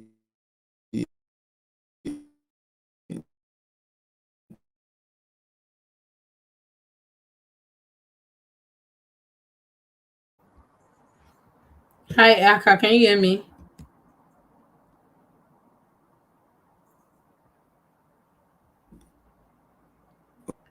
Okay. You stopped sharing.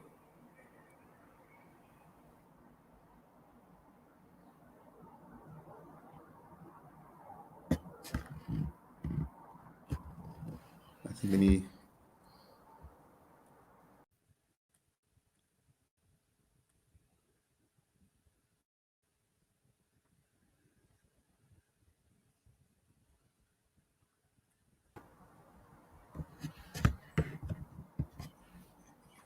Are you able to see my screen?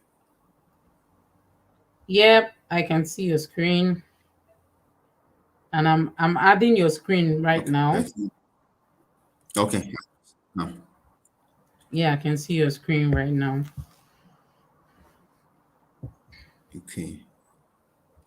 So, as I was saying that in your detailed study plan, you talk of why have you chosen the University of Bristol or university that have picked? What skills are you going to obtain? Then you talk of what modules are you likely to benefit from? How is this linked to your study proposal? For me, it was quality of teaching and learning.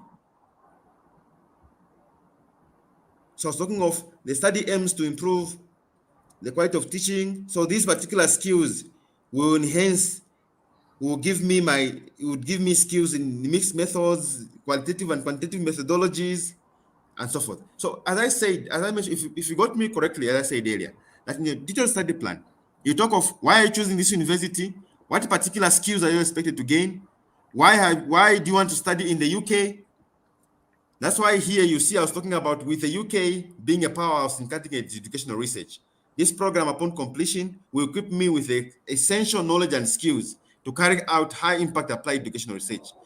That will provide valuable information for accurate and inclusive decision-making for my country's Ministry of Education, Examination Council of Zambia, and the country as a whole. Furthermore, this course will equip me with the required knowledge and skills prerequisite for embarking on a PhD training in future. So basically, you talk about these things. You might do it better than I did, but make sure that in your detailed study plan, when you are looking at your detailed study plan, you include all these particular issues. So when you're talking about your detailed study plan, under this section that you're writing, talk of why this university, what skills do you expect to gain, why do you want to study in the UK, you include all those things. And as I said earlier, you'll find this on the university website. The university website will give you the information on these areas. Then in the same application form, you will find a section which will ask you about which CSC themes are you applying under. So for me, my first theme was access, inclusion, and opportunity. Remember, I was talking about education.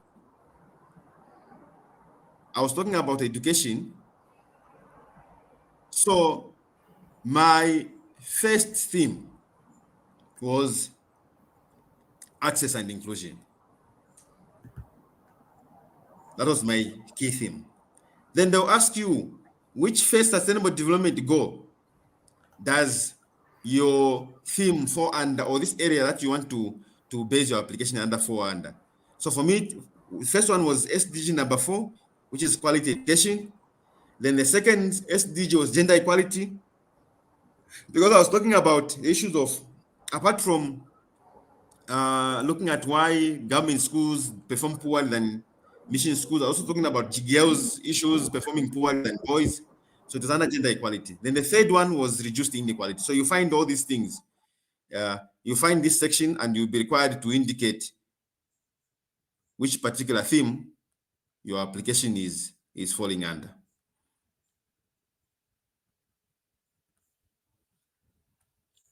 Then also in the application process,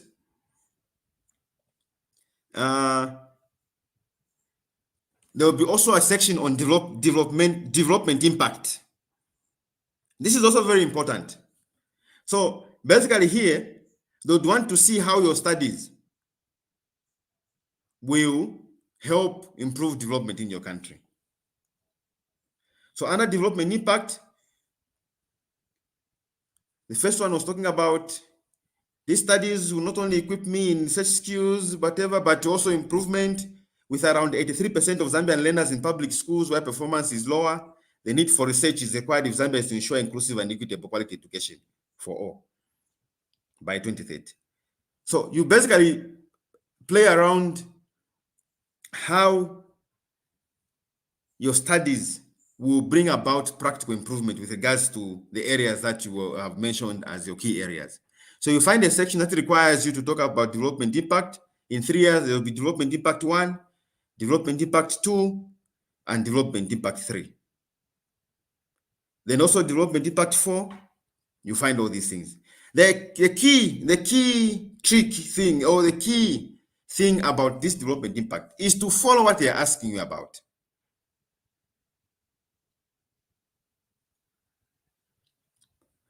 When you are writing about this development impact, follow what they're asking about. If they ask you about development impact in this area, you make sure you write your section in line with what is being asked. So read the question, understand it clearly, so that you don't have to answer it in the wrong way.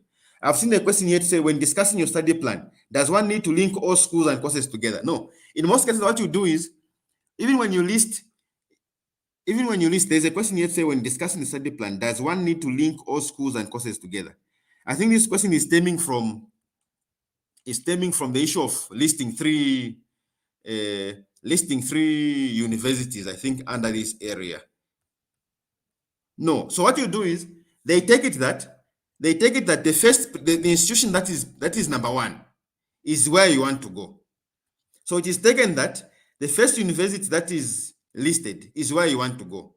So when you're explaining why you want to study at this university, basically pick the first university, which is, for example, in my case, University of Bristol. So all what I was talking about in the study plan, why University of Bristol is why I wanted to study at the University of Bristol, why these courses and what are the skills, I was basically basing it on the University of Bristol, the first preferred institution. So basically, just go to the first preferred institution, go to the website, you will see why that course is very important.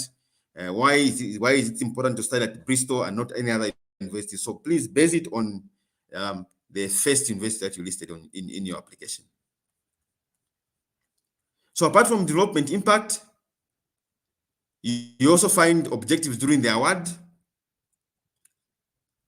This also, as we mentioned, or as we explained earlier, read about the skills that you're expected to gain. If it's networking, if it's group work, talk of those things. If you realize that your studies will be enhanced through group work or through study tours for you to gain skills, or through internships in the hospital, mention those things as the objectives during the award. But basically, objectives during the award, talk about what you expect to gain. What do you expect to gain during the award, during your studies? Basically, objectives during, what do you want to gain during your studies? So basically, what you want to gain during your studies is skills. You want to learn knowledge. You want to network. You want to share best practices. And also under these objectives during the award, make sure you also talk briefly about how you think you better gain these skills. So you mentioned all those things, but please, again, refer to your course website because it will give you ideas of what you're going to do during the studies, and you link those to how you are going to acquire the skills that you have identified as lacking in your country or that you have identified to help you improve how you do your work back in your country. Then career plans, 5 years following the award. These are short-term plans. So for me, my plans in the 5 years following the award is to continue conducting high-impact education research for the Examination Council of Zambia. So for me, I just told them, say, I'm going back to my job. So I showed them that I'm still going back to my job.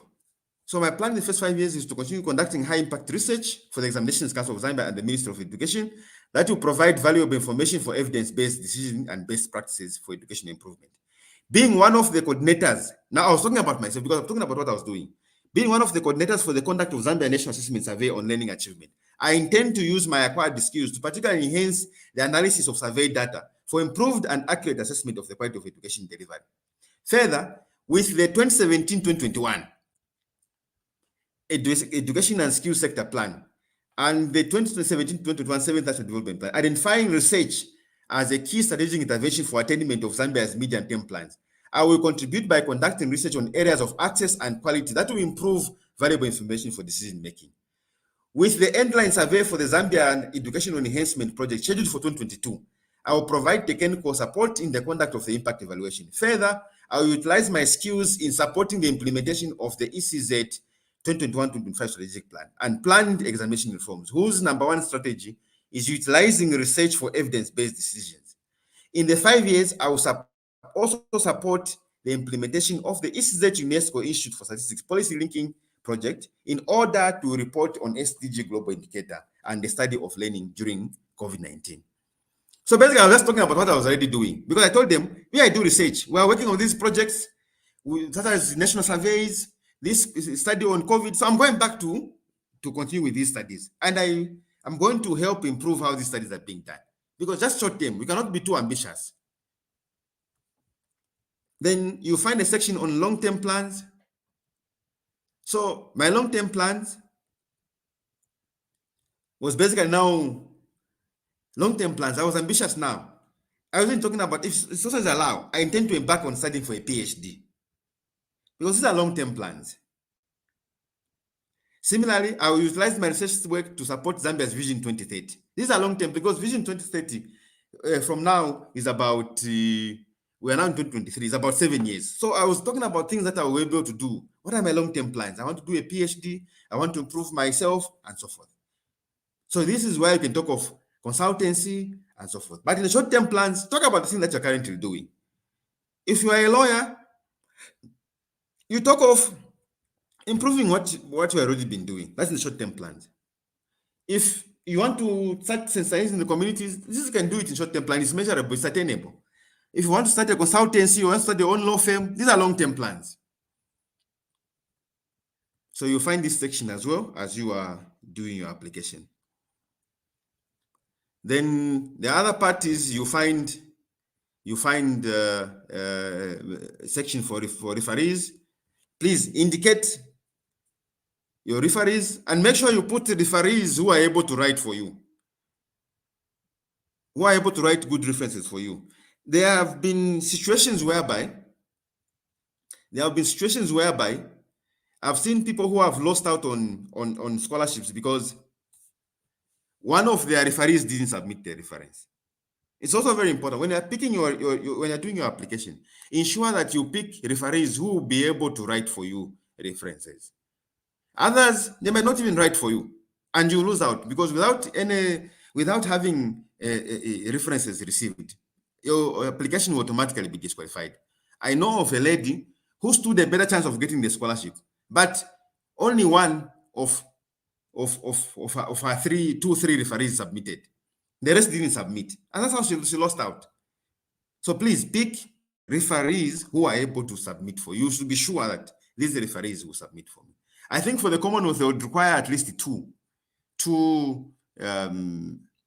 references. So amongst the three, pick two that you will be sure that they'll submit a reference letter for you. Otherwise, your application will be disqualified. And then also remember that your referees will submit the reference online, but you need to have a hard copy of the reference letters on headed paper, because when you are given the scholarship, they will request you to send via email those reference letters. So in as much as your referees will submit your references online, make sure that they also give you a hard copy or a soft copy of that reference letter on headed paper, so that at the time when you're given the scholarship, you readily have those reference letters. For me, what I did, when my referees submitted online, because a link will be sent to them, when they submitted the reference online, I also requested them to send me a soft copy of that letter on headed paper and signed. So it was easy for me to send them when I was given the scholarship off. So all in all, to summarize, let me conclude. I think I've talked for long hours. When you are doing, so I've seen the question before I go, can someone submit personal and academic referees? Basically, what you do is, when you go to, yes, you can. When you go to your application, it will guide you on what particular reference letters you submit. For me, I had one professional and one personal reference. Yes. But make sure the people that you put as your referees will submit. Otherwise, you can lose out. I remember one lady who she received, because once your referee submits your reference letter, a link, an email will be sent to you to inform you that your referee has submitted. But for one lady, what happened was that one of the referees submitted a blank reference letter. I don't know what happened, whether it was internet or what, but just submitted and then submitted. But when it came out, she was disqualified and informed that they only received one reference letter. That's when she realized that actually the other referee just submitted the blank one. So you have to be very careful on this.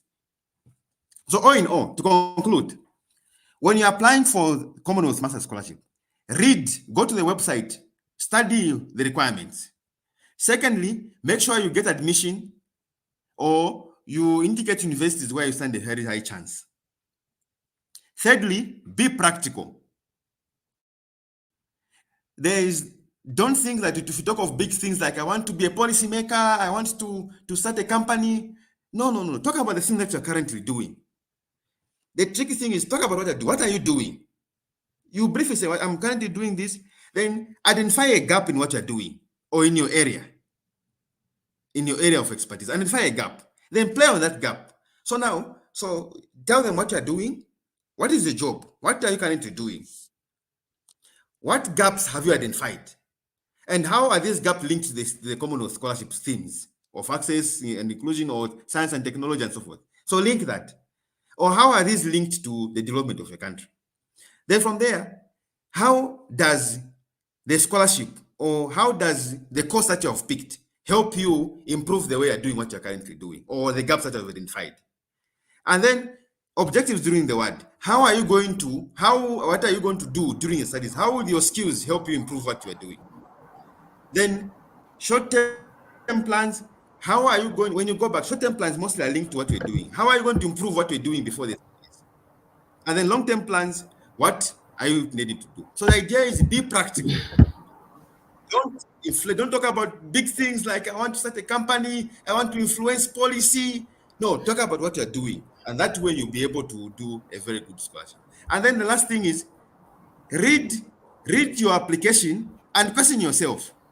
Is what I've written going to mark? Does it make me a top contender? You reflect on your own. You say, this is what I've written. Will it make me stand out?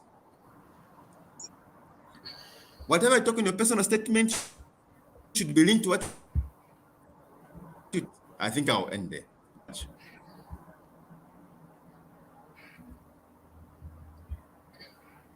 Okay, can you hear me now? Hi Aka, can you hear me? Hear you. You were muted. Okay. Thank you very much. I think you've answered the question on the references, right? That was the one you were answering.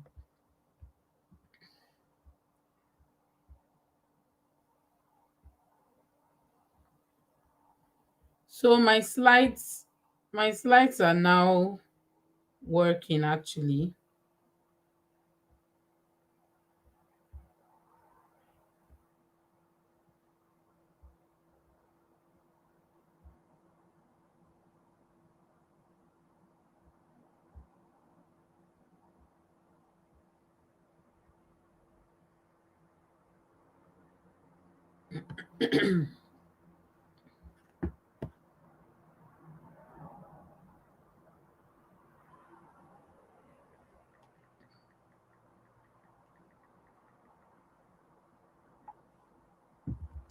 Hello, Aka, can you hear me? I can't see you anymore.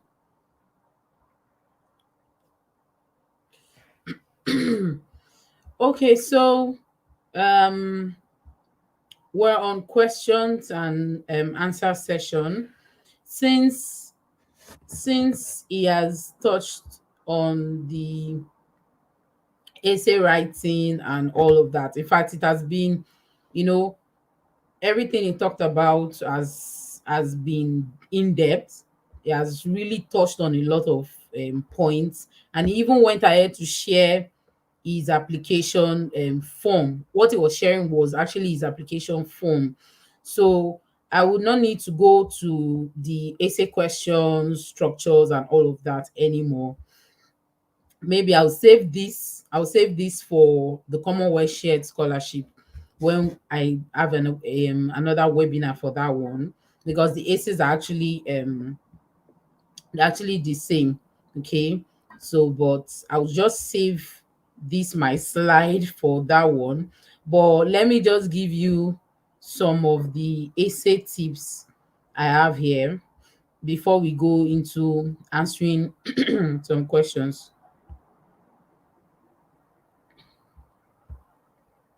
Aka, I can see your back.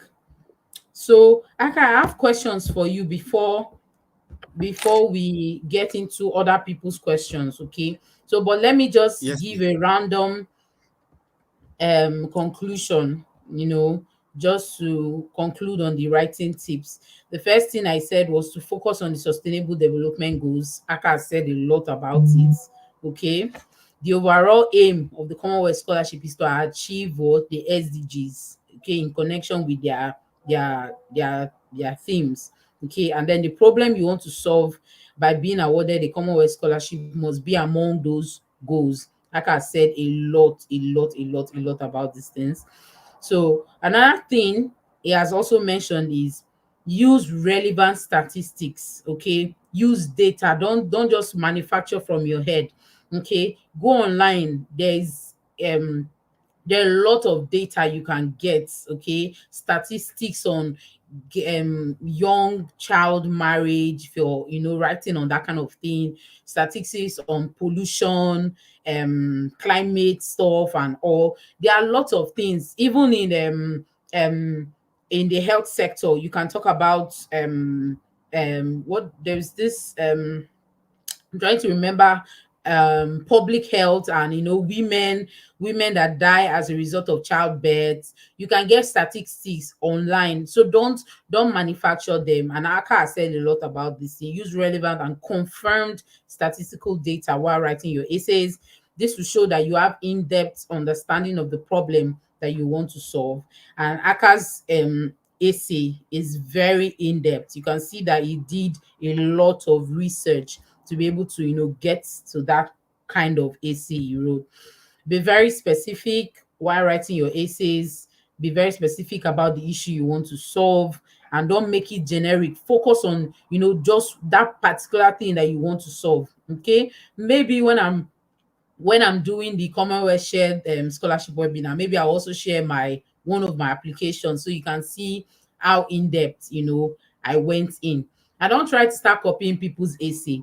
Okay, he made mention of telling your story. Okay, because in every single thing you need to be authentic. You need to be you when you're doing this, writing your essays. Okay, don't don't don't shortchange yourself, okay, by trying to use someone's essay. Okay, try to write the essay yourself. Okay, you can give someone to review if they want to review for you, but try to write the essay yourself, because you're the one going for the studies. No one would know what you want to do better than you.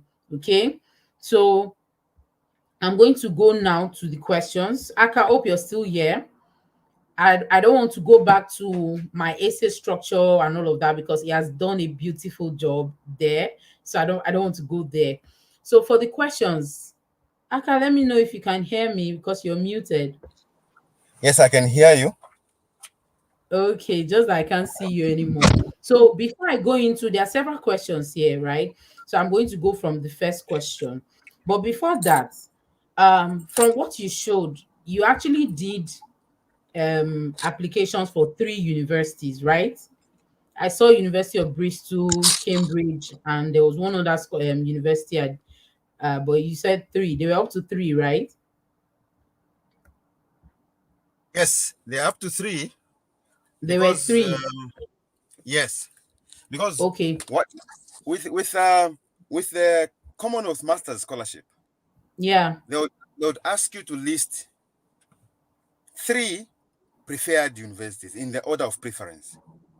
Uh-huh. Okay. The idea is that, remember, I said that um, um, without, you can be given a scholarship, but without university admission, your scholarship will be withdrawn. That is why for the Commonwealth Scholarship, they'll first give you a provisional offer. Uh-huh. They'll first give you a provisional offer. Why do they give you a provisional offer? Is because they want you to submit, they want you to submit the university admission and so forth. So they are aware that you might not, if you were to be asked to just submit one university, they are aware that you might not get admission into that university. You get the point? So the idea is they ask you three, so that if you fail to get admission in the first preferred university, you can Mm. still get admission in the other Okay. universities. Okay. Okay. Uh-huh. Okay, guys. That's why they I request was you to. asking this Mhm. question so that some persons can be clarified on that. Okay, because in the Commonwealth Shared Scholarship, you do the application separately for each university. So this is another difference when applying for Commonwealth Masters, and so that means your essays were for the 3 schools, because from what I can see, all your courses are just education, education, education. So it was easier for you to write one essay for just these 3 courses. So Yes. that's yeah, So basically what you do is mostly the argument, like when you're writing your essay, yeah. you base it on the first preferred university. You base your essay on the first preferred university. You get the point? Are you getting me? Hello? Are you getting me? Yes, I can hear you. I can hear Are you. you getting So me? you Uh-huh. guys, I'm trying to So clarify these things for you so that you can understand what you need to do in case of, when you're applying for the Commonwealth Masters, because you can actually apply for these Commonwealth Masters and also apply for the shared when it comes out, so that you can choose, or whichever one nominates you and you finally get. It's better to not put all your eggs in one basket. So that's what I'm trying to clarify for you. Although we'll have the Commonwealth Share Scholarship webinar very soon. Okay. Okay. So mhm. another thing is, did you apply for admission in the 3 universities before applying for the scholarship, before drafting your essays and all? How did you do it, so that persons can understand that too? Can you say that again? Did you apply for admission in the three universities first before going to apply on the Commonwealth portal. Okay. So, so what I did, because I didn't have time to apply for admission. I didn't have time to apply for admission when I was doing the application because time wasn't there. So what I did, I quickly went to university websites, looking at the admission requirements. So that when I listed, because when I listed those universities, I was so sure that if I don't get admission into Bristol, I can still get admission into Edinburgh, So I applied after submitting my scholarship application. Okay, so you applied after. Okay. But that was a risk because if I didn't get admission into the university, my scholarship offer was going to be withdrawn. So I was very careful with choosing the university because I was so sure that I'll get admission into these particular universities. So for instance, I've seen a question here say, can one who deferred admission use the same university as one of the universities in the application? Yes, because when you defer admission, you still hold the admission in that university. So you're actually much better because you already have admission into a university. So you can apply for the scholarship before you get, you can apply for the scholarship before you apply for admission, but you make sure that you apply for admission in time so that when they ask for it, you have the information. For example, let me quickly share my email. Are you able to see that? So this was my provisional scholarship offer. So if I can quickly read for you. So it says, Dear Aka, I'm delighted to let you know that the Commonwealth Scholarship Commission in the UK has provisionally selected you for the Commonwealth Scholarship, tenable at the University of Bristol. Remember, this was my first choice. This was my first choice university. So for them, they take it that the first university that you have listed is your preferred university. Okay. So at the University of Bristol, I am writing you to offer my congratulations on your success in what was a highly competitive application round, and to give you information regarding the next steps. I must stress that this correspondence is not an award offer. Are you getting the point? They are saying this is not an award offer. It's a provisional, right? We will only issue a formal offer once placement in an institution is secured on terms agreeable with the CSC. Should this not be possible, no offer will be made. So are you getting the point? So they're telling me, even though this is the provisional, but this is not an award until admission. Yeah. We'll only issue a formal offer once placement in an institution is secured. Then you look at this one in bold. If you have not already done so, you should apply immediately for admission to the institution listed above to avoid the delays in the issue of the offer. Any offer of award will similarly be subject to satisfactory completion of any degree program of which you are registered at the time of your application. Please note that University of Bristol will be required. So these are other issues. Okay. Well, So okay. So what they do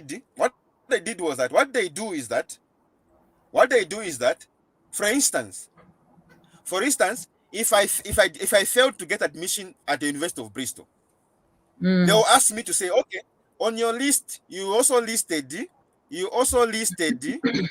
University of Edinburgh and Cambridge. So they'll ask me, I'll tell them, say, I haven't had admission to Bristol, but here is my Edinburgh admission. So that's why there are those three. So that if you fail to get University of Bristol, you get University of Edinburgh. Okay. So if I failed University of Edinburgh, I would have given them Cambridge. So if you can see also down there, documents required. So apart from needing my admission letter, they also say the document listed below are requested either because they have not been received or they have. So what they need is on the letterhead. So they needed the reference letter from Dr. Chilala, from ASA, one from Penlop. So these four, the three reference letters, the first two are academic, the third one is personal, then also an unconditional offer. So it was only after I submitted these documents that my final offer was given to me.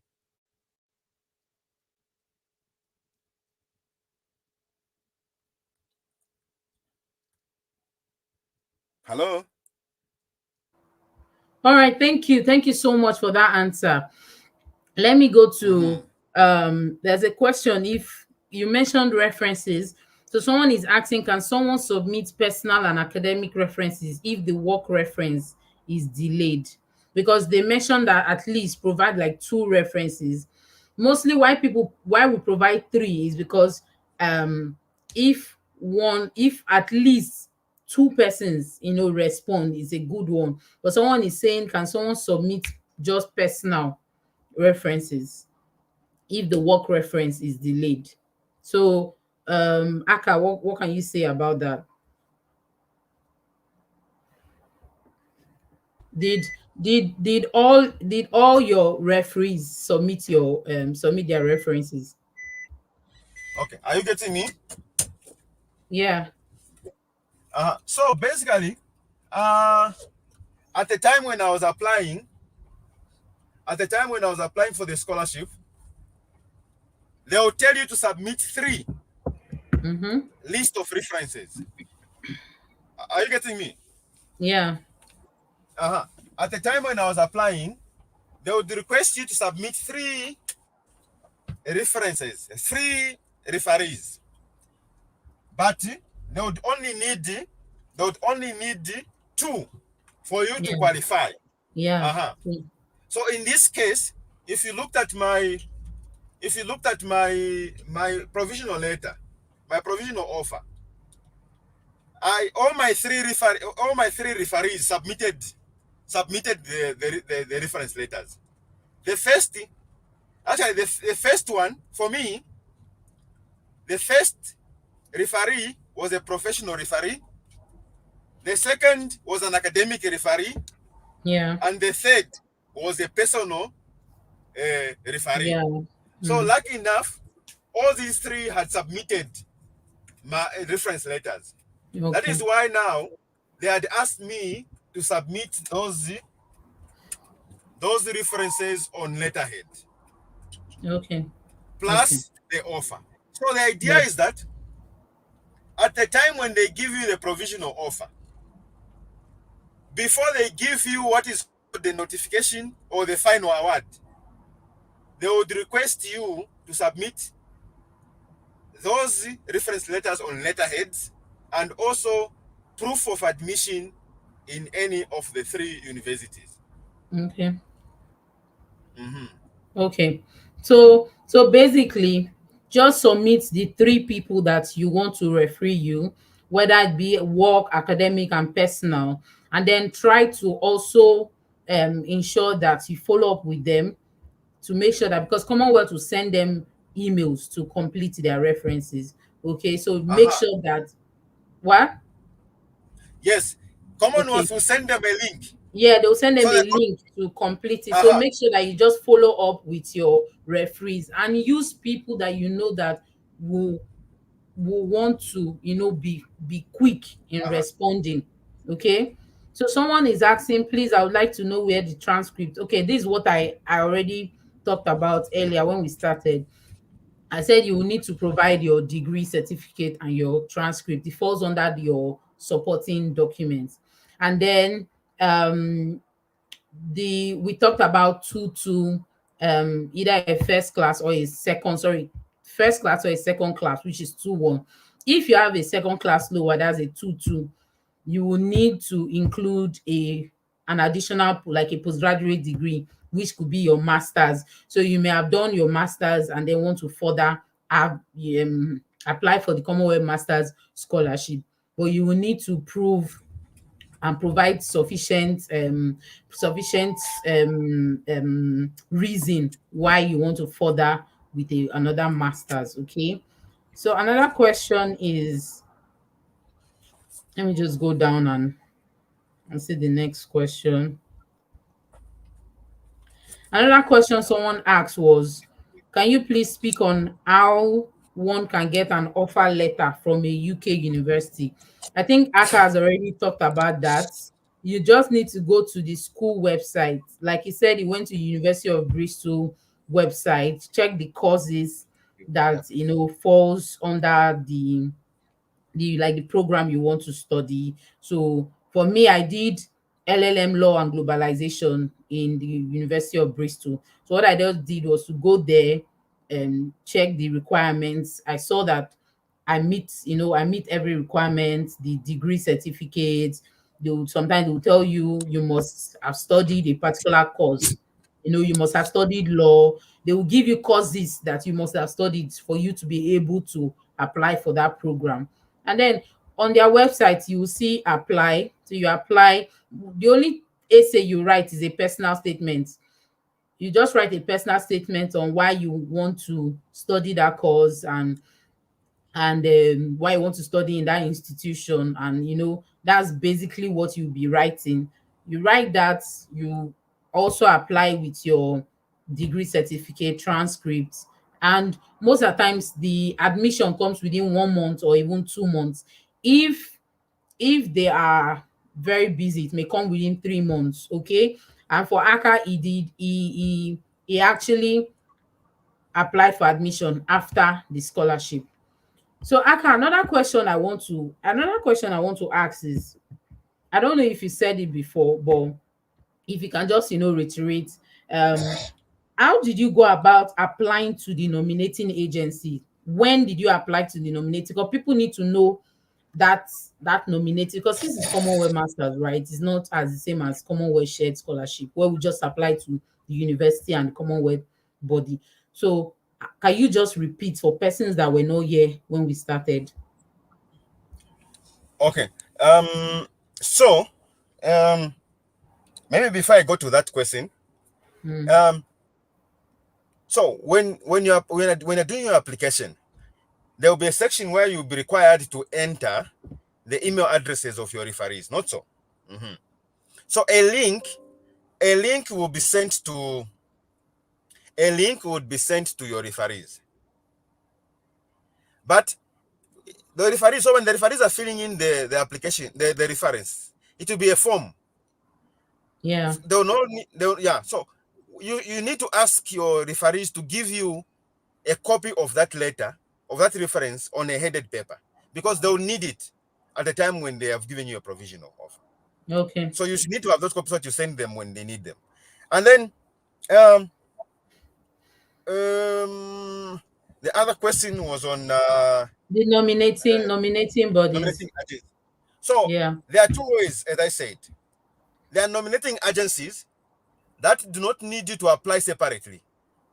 So other nominating agencies will just fill in the same application online form, and then you indicate in the form that this is a nominating agency.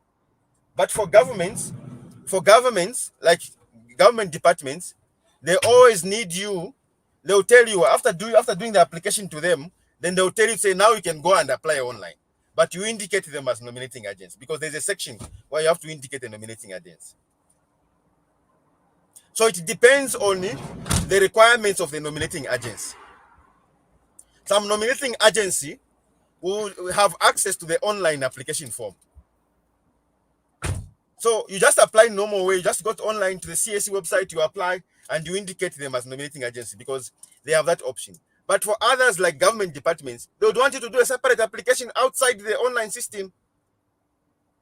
And you can only do the online system when that nominating agency tells you to say, we have nominated you, can you go and do online? Okay. Did you do any interview for when you were for your own nominating agency? Did they require you to do any interview, or to just an application for So what I yours? did was that in the first time I applied through a nominating agency that needed me to do interviews with them. So Okay. the first time I applied for the Commonwealth Scholarship, I didn't get it.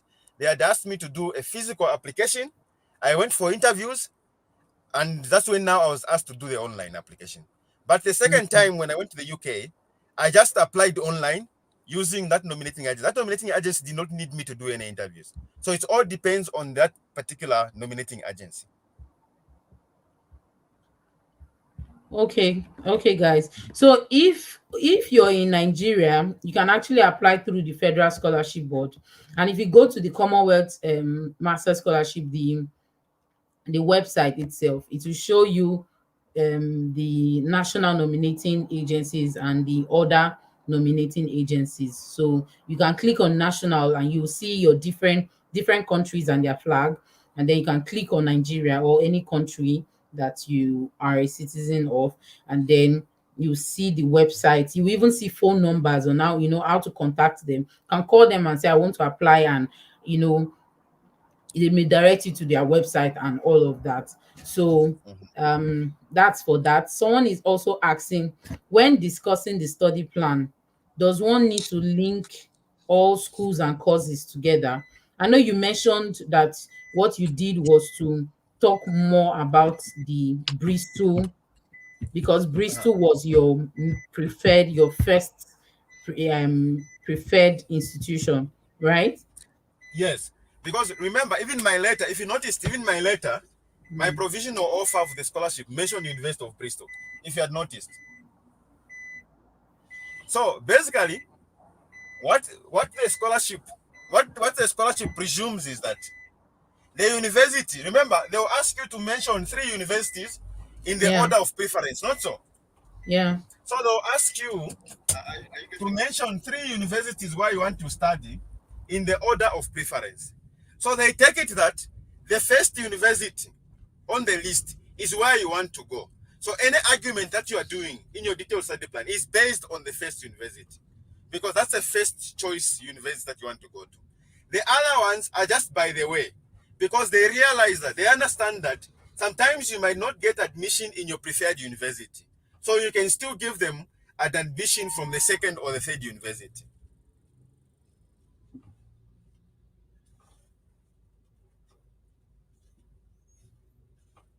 Did you get me? Yes. Okay. Thank you. Thank you. I got So your that one. detailed, so your detailed study plan arguments on the course on the university are based on your number one university, the first university on that list. Okay. Okay. So someone is asking, can one who deferred admission use same university as one of the universities in the application? I would say yes. I would say yes, Yes. because yes, yeah, because the Commonwealth Masters does not restrict your university choice. Okay, it is not like the Commonwealth Shared where you have to focus on the courses that they provide. Okay, so that, so far as you have admission, is even easier.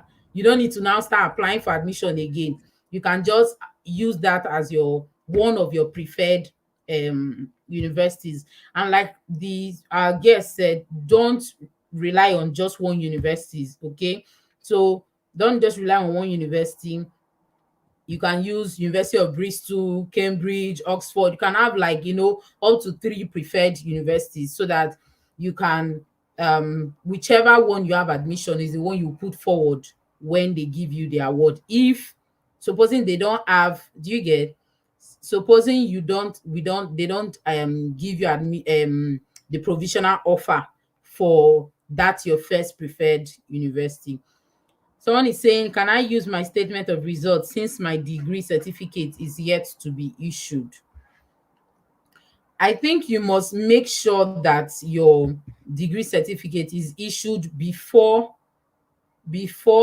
September 2024.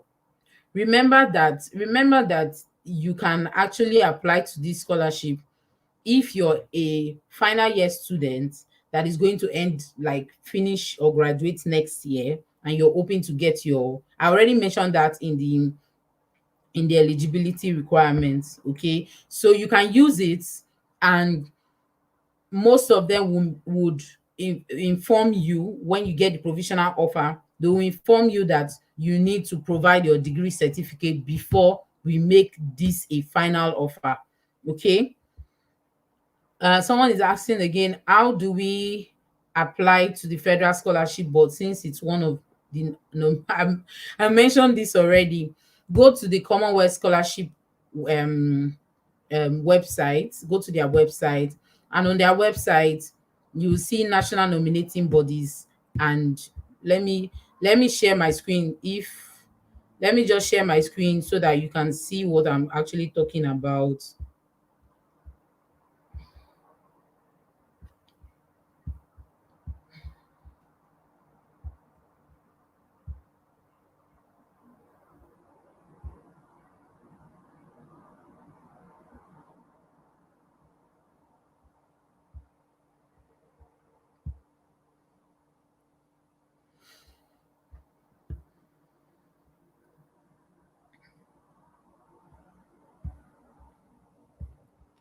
So this is my screen. Please, I cannot drop the link on the platform. You know why? Because if you're serious about the scholarship, you would have gone to the website. Just type Commonwealth Masters Scholarship, okay, and you will see the main link there. That's where you find the information. You cannot be a serious scholarship applicant and you're asking someone for the link. That means you're not even sure about the scholarship. You've not even read anything about the scholarship. Okay, that's why I won't share the link, because I believe I'm talking to serious minded people. So on the link on my page right now, I can see, if you can see my screen, just let me know if you can see my screen. Just let me know, because I'm trying to show you guys on the how to apply to the nominating agency. So if you go down, you will see this is the scholarship. This is the link.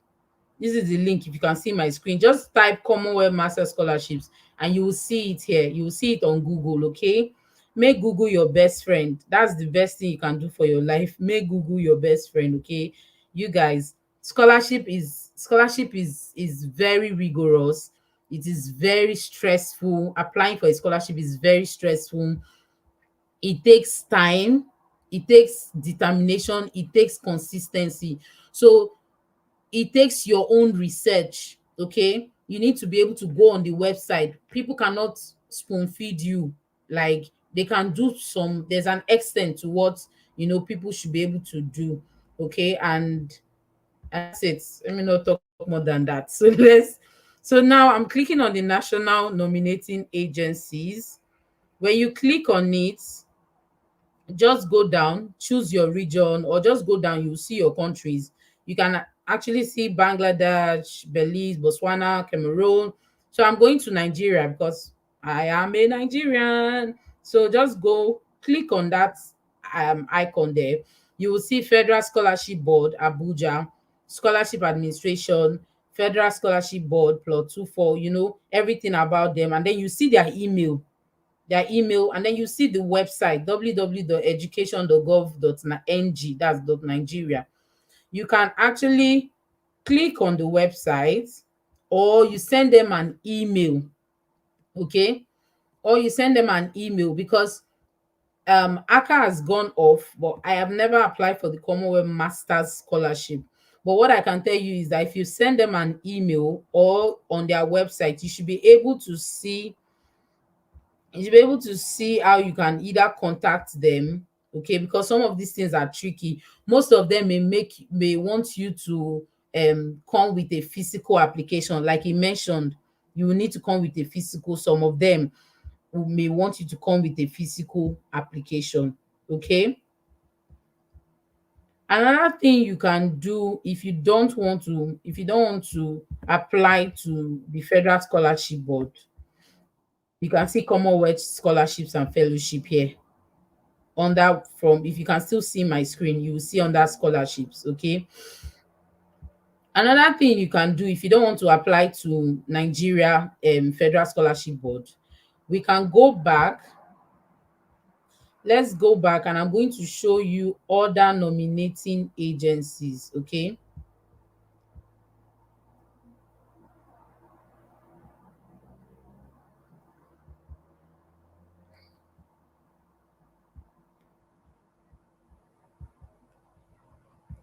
So you can come here and select non-governmental organizations and charitable bodies. So these are bodies that may or may not be in Nigeria, okay? and they are also nominating bodies, but you need to check their websites. So it's even easier, visit the website. So this is Canon Collins Educational and Legal Assistant Trust. You need to click on this place. You will see the countries that can apply. So there's no, Nigeria is not eligible. So if you're in Nigeria here, you cannot apply for this, to this nominating body. So this is Commonwealth Disabled People's Forum. If you're a disabled person, you can actually apply. Okay. And there are countries under Africa. Nigeria is here. So if you are a disabled person, you can apply to this body to nominate you. Okay. Another one is the Forum for African Women Educationalists. So what you need to do basically is to read about these nominating bodies here and know the one that you fit in. Okay, that's if you're not going to the national nominating bodies. If you feel that that one may be too rigorous, you can just go to this one. So Nigeria falls here, so or other African countries too are eligible here. So the Forum for African Women Educationalists is is established to champion for education rights for girls in Africa. So if your cause, if you're a lady, you can just visit this stuff, this website, and see if it relates only to education, gender, and all. If that's where you also fall under, you can apply. But if it transcends beyond just education and is open for African women to apply, then that's fine. You can apply. You can apply to them. So let me know if you can see my screen and if you can hear me, okay? And if you're comfortable with what I just did.